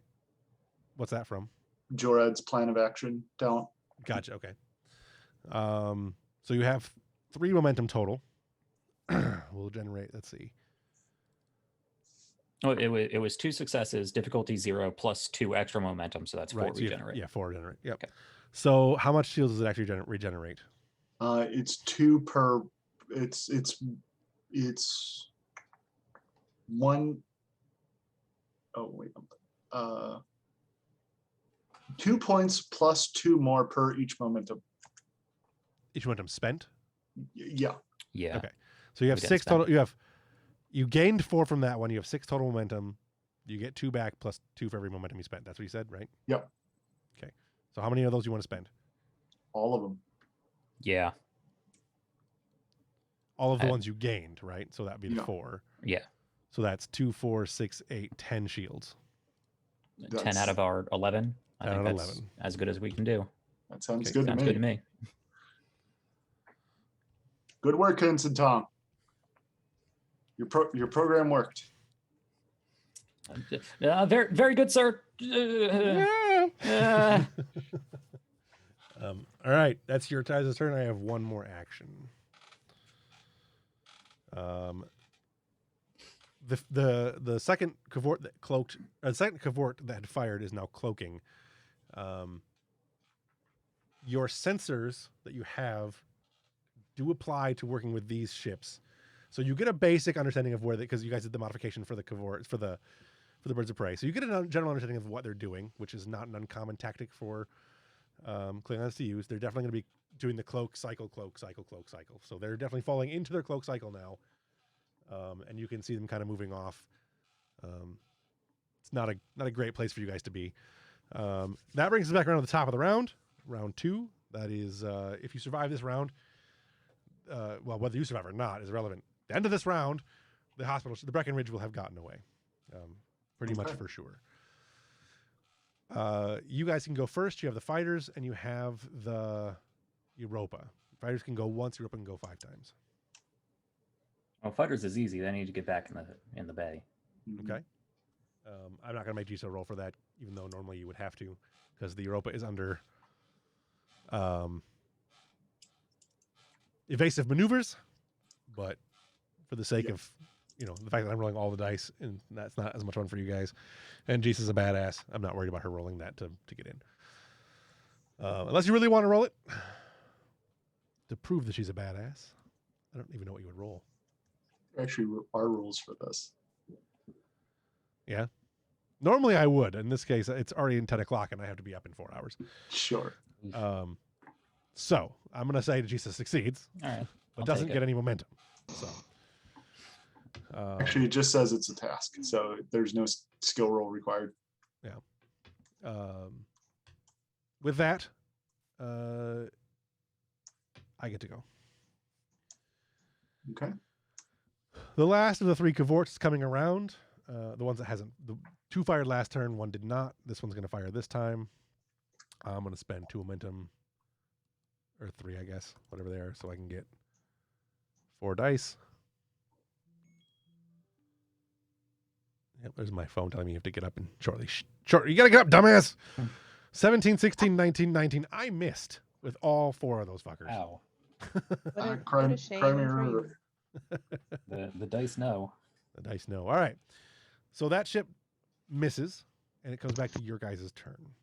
You have the bonus from your flight bonus is now ended, but your attack bonus is still there, right? Well, it doesn't actually end until that person's turn. Thank you. She was the first one to go last time, but yeah, that's legit. You You guys can go. You can make them go in any order you want, so that's fine. Yeah, I say we get that shot off before we start evasive maneuvers. I would agree. Let's do it. All right. So we took. Did we take the shields down of one of these ships? No. Not fully. No. No. Not Okay. fully. Close. I mean, would it be beneficial to use a torpedo? If Maybe. yeah, because we Yeah. would probably do a breach, and if we do a breach, we would do another breach. So what makes the beneficial to do torpedoes in this game really the only real benefit you get from this game from torpedoes in this is they can do breaches easier, and you can do area of effect with them by doing a spread, Okay. which means you can hit multiple targets. Yeah, let's do that. And 2 targets currently don't have their shields up, so Yeah, let's do that. All right. um, Difficulty is 3. difficulty is 3. I gain Threat. 2 or 3 threat depending on how you read the book. I'm going to take 2. I'll go ahead and take 3 anyway because I'm bold. All right. Well, I'll just take 4. Damn it. All right. You take as many No. threat as you want. Yeah, No, I'm not no, gonna wait, lose no, all no, of no, no, no. I do not agree with this plan. I'll take that one. So I'm back up to 8. So you have got torpedoes with spread. They're quantum, or it doesn't matter which one you're using. I don't think quantum adds another. It does. Quantum is beneficial somehow, Yeah. so we would use quantum. Yeah, if we have quantums, we're throwing quantums. Okay, yeah, and so that does add another threat to me. Yeah, they do a lot more damage. They do 6 damage instead, and they're Mhm. vicious of 1. Mhm. Yeah. I don't remember what calibration was. High yield, although they're technically not area of effect, which is stupid. They should be. So they are, because they should be. Okay. I'm going to argue. And Right. I'd say we spend. Do we want to spend that other 2 momentum for another dice on top of bold Yes. because we get extra damage for your sensor thing? Yeah, let's do it. So 4 dice, 4 d20s, right? That's what we're at. Mm-hmm. Normal 2, bold, and then purchasing 1. Yep. I am going to, because the other 2 ships are cloaked, I'm going to add a complication range of 2 that these torpedoes may hit an unattended target on the Is spread. that really a complication though? Yeah, because you guys are one of the, you and the shuttlecraft are one of those things. Well, you guys, not the shuttlecraft. Ah, gotcha. Okay. There's one complication. 4, 3, and 15, I guess, are all successes, right? And now you can reroll dice because you've got bold. Mhm. So you can reroll that 19 if you want. Yes, let's do that. A 17, which is not in the complication range. Awesome. Nice. No. So that wait, no. gives you 4, 6. That gives you 4 total, right? So the difficulty was 3, so it gives you 1 momentum. Shipboard tactical system. So anything under a 5 is a crit. All right, so that's 2. So 2, 3. You have. Wait, sorry. 2, 4, 5. You have 5 total. Difficulty was 3, so it leaves you with 2 momentum. That's still pretty good. It's still pretty good. I think I'm right. So How did we generate so much more last turn? The difficulty was lower. Oh, did you factor the The attack run. attack run? I did not. Okay, so that's another one. So that's 3. Okay. 3. The difficulty was lower for that time too. Yeah. So because torpedoes have a Right. higher difficulty to use. Right. Gotcha. Okay, so we automatically get piercing 2. Correct. So it And ignores. a bonus damage, Mm-hmm. which and a doesn't. bonus In fact, damage. it's not a die roll. That's a bonus damage. So For each D20 purchase, does bold apply to that? We should get 2 bonus damage. yes, I think it would. Okay. Then we factor in the quantums, which deal extra damage, right? Yeah, it starts. Well, it's 6. They start at It's- 6, and then you Okay. add 1 for being for doing a spread, and then you can hit multiple targets for being area effect. Okay. Is that how we're spending the momentum, or is that automatic? That's a good question. Hang on 1 second. Let me do this roll real quick, and then I will tell you. Because I had that page open. I think it's 6 plus security, ship security. For the quantum, Yeah, I thought I should have had that factored in already. it's not scale, but it is security. So the damage is 6 plus security. I'll have to look that up again. I'll do it for now, but I have to look that up because I'm pretty sure I factored that in when I built the ship, but I may not have. I might have been looking at something else. I mean, 6 is definitely the default for quantum. So I just Yeah. looked that up. So Then we probably didn't do the damage for your phasers right either. That I don't know. The phase, we'll talk about that later. Yeah. Um, Where did my sheet go? Reference sheets. There it is. All right. So what does that make it? 11? Yes, I think so. Ships. Oh wow, the ship's security is only 3. So 6, 7, 8, 9. I rolled way too many dice. All right, so this is the roll for damage. 1, 2, 3, 4, 5, 6, 7. They're vicious of 1, Mhm. which means you can spend those 1, 2, 3, 4, 5, 6, 7, 8, 9, 10. And then +1 damage for the penetration. Yep, just 11 or 12 because Because of bold, yeah. because 12. of old. Although I don't think that was on the same roll. Because that penetration would have gotten you that +1 for the roll that he made.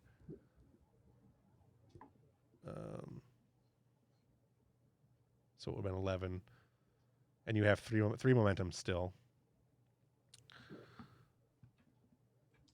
We should spend one of those on penetration. Right. Yep. Which And would then I reduce- just think the other one's for damage. Yeah, just bonus damage. Yeah. So they have a resistance of 5. You're reducing their damage resistance by 2. You're spending 3 dice to reduce their to basically negate their remaining 3, and you're doing 11 damage. Well, we already have piercing 2, so that's 2 taken off. We spend Oh, right. 1 momentum to make that 4 resistance taken off, Right. and then So we do they're- 2 yeah, they're only extra doing damage 1 on then, top yeah. of that. So it's yeah, 13 okay. damage with 1 resistance. Correct. Yep.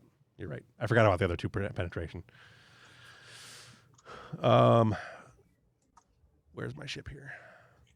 I have too many windows open. Mm-hmm. So that is their shields down. They've taken a breach for the 5. They're taking a breach for the shields being down. Ouch. That ship takes 2 breaches. That is 4 breaches in total to 2 different ships. 2 breaches to there and 2 breaches to here. You factor in the high yield on that? I have not yet. Okay. Which doubles number of penetrations, right? Yes. Nice. Number of breaches, I mean. Yeah. So that's 4 breaches to that ship. I'm gonna just say that one blows up Yay! because cavorts are old sometimes. Mhm. You blow up one of the cavorts. The other 2, you have high yield. Or not high yield. You have area of effect. Let me see where that is. Repairing damage. I had that here earlier, but apparently it moved on me. Area. The attack affects a wider area and can affect several targets at once. The attack automatically affects any vessel or damaged object within contact of the initial target, and then 1 additional contact within close range of the initial target for each effect rolled, starting with the next closest as determined by the GM. If 1 or more complications is rolled when making an area attack, you choose to use complications on whatever is around. Yeah. Yeah. Wait, I'm confused. What's giving us area? I don't think torpedoes have area. They have the spread. They have Yeah, spread, it's- which is different from area. Oh well, full spread. Let's see. Oh yeah, spread is It is different. Yeah. Yeah. Attack inflicts additional hit to a random system, dealing half damage +1 per effect rolled. Cool. Treat this hit as a completely separate hit. Full spread. No, But it already blew up. So yeah, I was reading that. I was Right. reading that wrong earlier. Okay. Either way, that's why that ship blew up, Okay. because that would have done that. Less exciting, but I'll take it. Still take it, yeah. I wanted to blow all 3 of them up at one time. Right. Right. Okay, so with that taken care of, I am also going to use my follow my lead. My command talent, follow my lead. When I succeed on a task during combat or another perilous action, I can spend 1 determination. I will do that. I will choose a single ally, that one being our helm officer. And I can assist using presence command on their next task. And I will say, make sure Is it time for us to? We want to stick around for one more round to make sure the other ship gets away. This is the right? round. So That's the this round you're is- in. Yeah. So You're- yeah. evasive maneuvers is what I would command, if that makes sense. Mm-hmm. She's gonna say, Captain or Commander, no one touches us if I don't want them to, and then she's gonna begin a corkscrew maneuver. That's the spirit. Um, No, Right. I don't think you get to act immediately, but next time it No, rolls over to our initiative, I get to go I next, get to so. assist. Yeah. Sorry, I forgot. I was thinking of the captain ability. right. So with that, nothing apparently happens on my turn. Go ahead. Okay. Corkscrew and Beastie Boys is playing in the background. Daring plus con. Daring plus con, you rolled 2 and a 15. The 2 is definitely within my focus. So that succeeds at the difficulty of 1. And it's assisted by the ship structure plus con. So let's go ahead and add some momentum to that. And by me as well. 17, which does nothing. So I get presence and command as an assist. Roll that one. That's a target 16 or lower. Well, I rolled a 20. So. Well, I still succeeded. So You still Yeah. succeeded. The complication for that will not be visible to you guys. Okay. I will do something that I was going to do earlier, but you guys prevented me from doing it. I'll do it now. all right. Back to my turn. Nothing apparently happens. Captain will say, I guess we've gotten them a little bit shy. Let's not let them forget it. Let's throw out I don't can we do a science roll and try and pick up their scent? Yeah. Because the other two are both cloaked, right? Correct. Mhm. Yeah. Yep. And you have an advantage on a sensor roll to find them because of your sensor modification. Mhm. So go ahead and I'll make the roll. What's your numbers? 15. Science of 4. And the ship gets to assist 1, right? Mhm. 7 and 11, the ship succeeds. So it's 7 and 17, what you rolled, 11 what the ship rolled. You detect that there are 2 Klingon warp trails. They appear to have GTFO'd. In They left. in what direction? Um, At the very least, away from the out of hospital ship? system. Yeah, out of system towards no one. They ran.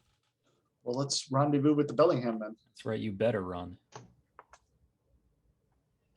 All right. That was good work. I'm going to quickly say to the crew, that was good work, everyone. We were punching above our weight class there, and boy, did we give them a knockout blow. We're not going to forget this encounter. All right. You guys rendezvous with the Breckenridge. It is intact. Huzzah. It's not attacked Yay. by any Klingons. Whatever happened to the Tyrolean? They were blown up by the Klingons. Oh, okay. Oh, They Nothing rescued. we could do. Yeah, no, they called you and said we're under attack by the. Oh God, we're dead. Okay. Um, I will add that to my list of Ambrose told you so moment. you guys could have left the fighters there. It would have been the same exact response. 3 Cavorts would have destroyed those fighters in a round. Yeah. I think they'd be waiting for us outside the nebula. I thought they'd be waiting for us inside the nebula. Right. A little of both, actually. So you rendezvous with the Breckenridge. The Captain Vishal thanks you. I assumed Dasavi was going to take some of them bodies with her, some Klingon Yes. bodies. So you got a couple of Klingon bodies on board. That will be. My We're going to super start. creepy souvenirs. Yeah, or we're going to start you on an extended task that we'll Oh. do next turn, or not next turn, next game, Next week. next week. Hopefully next week. For all intents and purposes, next week. Anybody have any other things they want to do before we wrap up? I'm assuming the ship we blew up was not Kargan's. Probably not. Pretty good chance it was not, because I'm going to have him come back. Right. I do think I want to debrief with the Fiend. Yeah. Just kind of like after everything's all said and done, the dust is settled, we're having a nice, quiet, calm moment in my office. Dasabi makes you some tea, properly brewed, not done out of the replicator. She says, "You're being nice to me. That means I'm either being transferred off the ship or you need something from me." She smiles.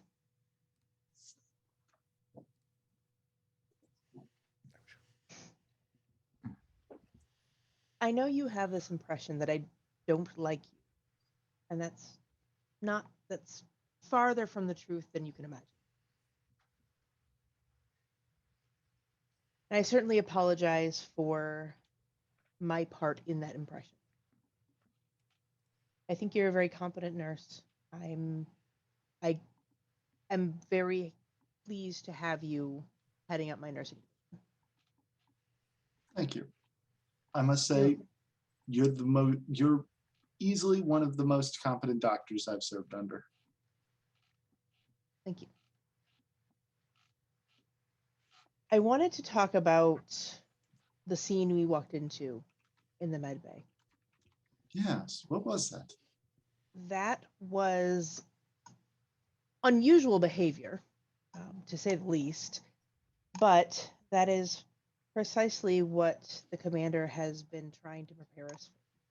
And I know there's a lot of hubbub and a lot of question amongst the medical staff, and yours being one of the loudest voices as to why we have to train. That was a prime example. It's not uncommon for a hospital ship to be attacked. It's not uncommon for the medical staff to be targeted. It's odd for Klingons to do it, but it's a scene that I've witnessed time and time again through the Dominion. Yes. I see what you mean now. I, as much as I wouldn't wish that on anyone, I am through the Dominion. Sorry. Sadly glad to have given you and the rest of the team that came over to the Breckenridge a firsthand look at the importance of the combat training that we're being put through. I understand now, and you were right.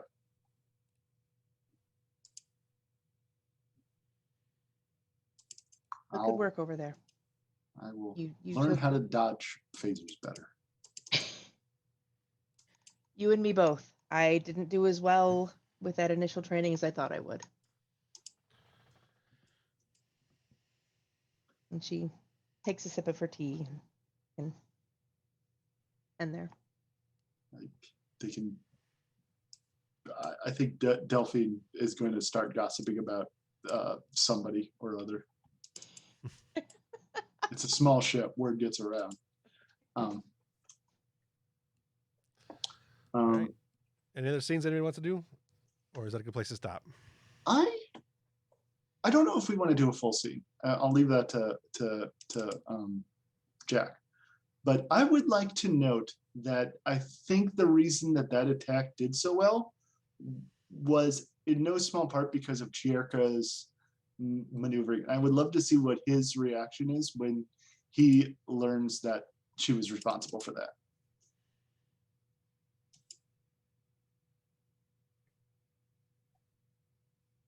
That could be a next time scene too. Okay. Yeah, I mean, if he's not going to do anything about it in the near future, that's fine. I just wanted to note that so it didn't get lost in combat, because I think that's an interesting character beat that leads to some stuff we were talking about earlier. Mm-hmm. What was she on the bridge for that? No, she would have. No. She was in the sensor pod. So she took Okay. initiative on her own to do that. Yeah, so that will come in through reports, after Yes. action briefings and Correct. whatnot. Sure. So we can handle that next game. I'll Okay. I'll Sounds think of good. something for that. I just realized that I broadcast this entire session under Blood Bowl. We'll fix that later. My I- bad. Hey, My I bad, s- guys. This was the bloodiest of bowls. a little Apparently. bit. there it really was. It was 200 dead, a covert blown up. It was a pretty bloody episode. a pretty bloody episode. So if nobody Um, has anything else, we'll do the quick wrap up. I think that last scene was actually pretty poignant, but I think I Jisa would be in celebration mode at this point. Sure. I don't know if we want to end with a I think a Jisa woo girl moment, or if we want to end on that somber.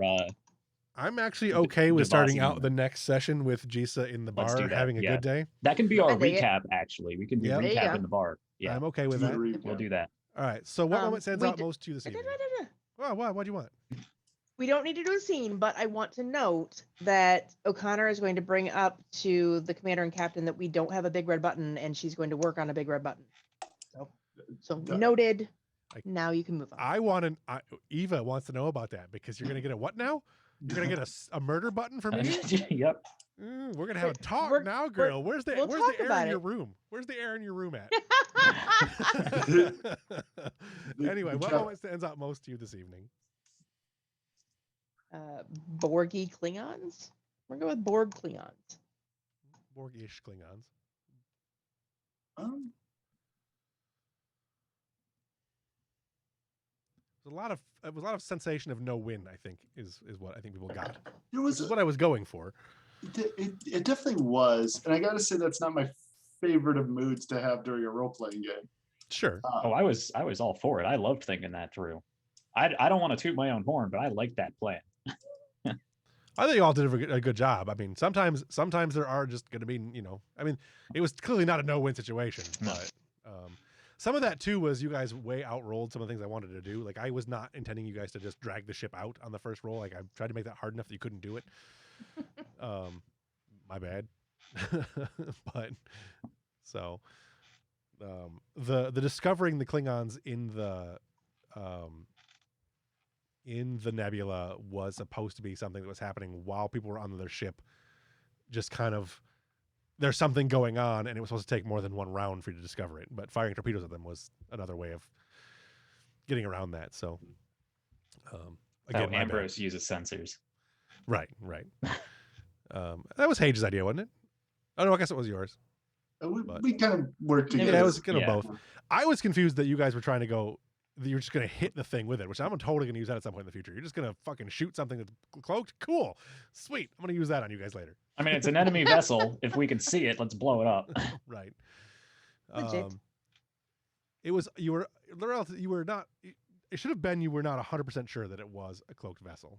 It could have very well been, and you were just trying to discover whether or not it was.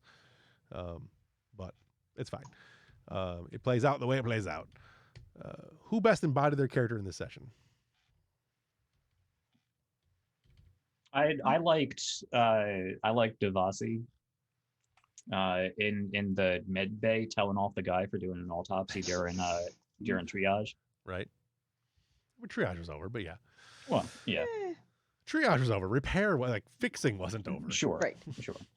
But yes. Anybody else got one? I thought I got a better feel for Jessa this round or this session, and I really enjoyed it.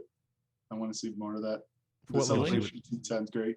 Was You had there was a couple sentences in the beginning, right? yeah, you had a little bit at the very beginning. But I mean, even that was more emotion than she's had the entire game so far. I'll have to go back and rewatch this because I honestly don't even remember that because I was so wrapped up in tactical planning and going through that Mhm. battle. There was Right. actually I so was- much more I wanted to do with Jisa this scene, but it didn't fit in.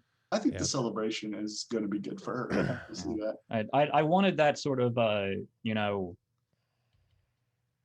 tactical planning phase, where Geordie pulls up all kinds of schematics and plans on the different boards, and he's like, we go here and then they go there and then they're doing this thing, yada yada yada. But everyone was like, we'll just hand wave. We all know what's going on. Let's get through this. There was a point that I was very entertained when we were doing the Breckenridge stuff, when Dasavi and Coaster were over, that you were just sitting there and I'm watching the wheels turn. I'm like, what is Jack thinking? I was so distracted. I'm like, he's planning some shit. I want to see what happens. Just taking notes on a 3x5 card. Yep. Yep.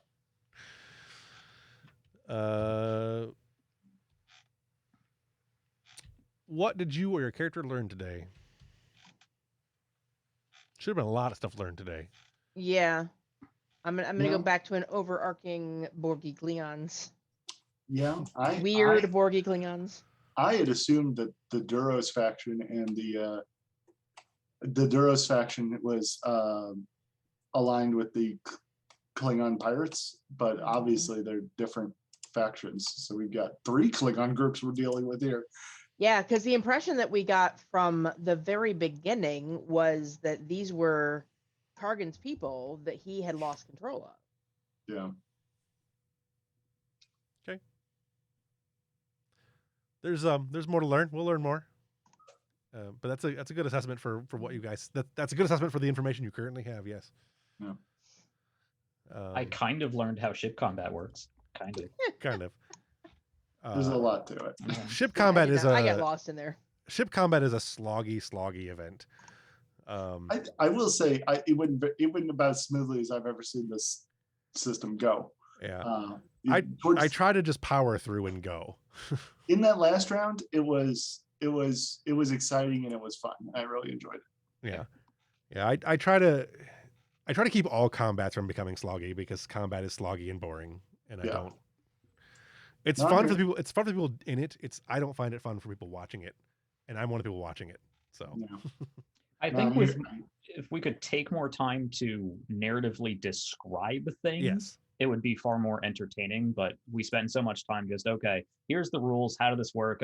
Let's roll with. Let's add up all the numbers, and by the time we get through all of that, I can imagine you're like, let's just move on rather than narratively describe what we spent the last 5-7 minutes trying to figure out. Some of that'll come with you guys being able to roll your own dice again.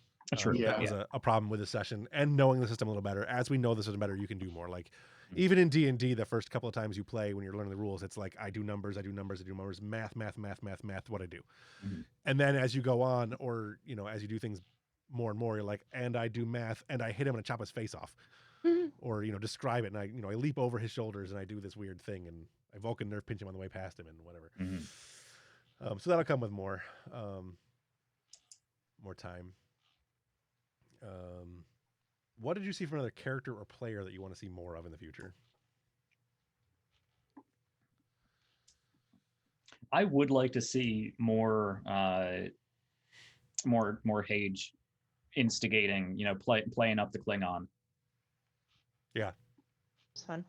I want to see a combination more of the Hage Ambrose tacticalizing together. That was I enjoyed watching that interplay. I thought they really melded at some points there. Then I would like to play off of that in the future. The fact that they made a good team this session. Mm-hmm. Yeah. If you could change one thing about the session, what would it be? Other than, I would like to be able to have you guys roll your own dice, which would be nice. There's a smidge of a pacing issue around the middle. I thought maybe we rolled a bit too many scanning rolls. Sure. I think you thought you were going to roll a lot more than you did. And some of that was you guys jumped you jumped ahead several points in the plot by doing the tractory beam thing, which I wasn't. I was trying to make it clear that you couldn't use tractor beam, but I didn't. Oh. I didn't do that very good job, and I made it difficult, but not difficult enough apparently to fail the tractor beam roll. I wanted you guys to go aboard the ship, and I had to figure out how to get you guys aboard the ship. So I kind of slowed down to figure out what I was doing. Actually meant even before that, where when we were coming into it, we scanned the ship like 12. It felt like 12 times. It was like 3 times, but yeah. You scanned the nebula, you scanned for the ship, and you scanned the ship. Those were the 3 rolls you should have done. Well, then I did another scan when we got closer to the ship. Yeah. But that was that was not necessarily or at least not GM plot driven. That was You wanted to O'Connor scan for making life sure, signs. yeah. Yeah. making sure that it wasn't an ambush on the ship. Right. And the finding the ship was only going to be one roll. I know you thought it was, you made a comment like you thought it was going to be several rolls. It was only ever going to be one roll. You know what may have helped the tractor beam thing, Jeff, is if the captain had asked for our help, like if she said, "We have wounded, do you have anybody you can spare?" Like we would have jumped on that. Yeah, I had to prompt you guys to hail her in the first place, so that was kind of a yeah, that's not bad. Yeah, so I had planned on that being a thing, but it kind of slipped my mind when I had to prompt it. Sure. So, but I mean, I liked a lot, but that was the only thing I noticed is that it kind of sagged in the middle there. Yeah. Yeah, I think we all kind of got bogged down with the whole it seemed unwinnable thing. Yes. I don't want to speak for you, Brian, but you seemed quite frustrated at the sort of culmination of all of that. I mean, meanwhile, I was in like hyper tactical planning mode, and nothing was really getting done. Yeah, there was definitely some frustration, I think, that was coming out, which, to be fair, is part of the idea behind a situation where you guys are in that like that. But there's rarely ever going to be a situation where I'm going to railroad you guys into death. It's not. Yeah. That isn't fun for anyone. So. Yeah, and maybe that's just something where I've got to learn your style. But Sure. it felt like we were being railroaded to death. It felt like the situation was becoming unwinnable. Yeah. The idea was there to get information to you in a way that gave you that impression, but was not necessarily. Again, when you discovered there were two factions and one faction, like blowing up a ship, in either faction was going to have them leave. Like I have that flat written in there, and really once.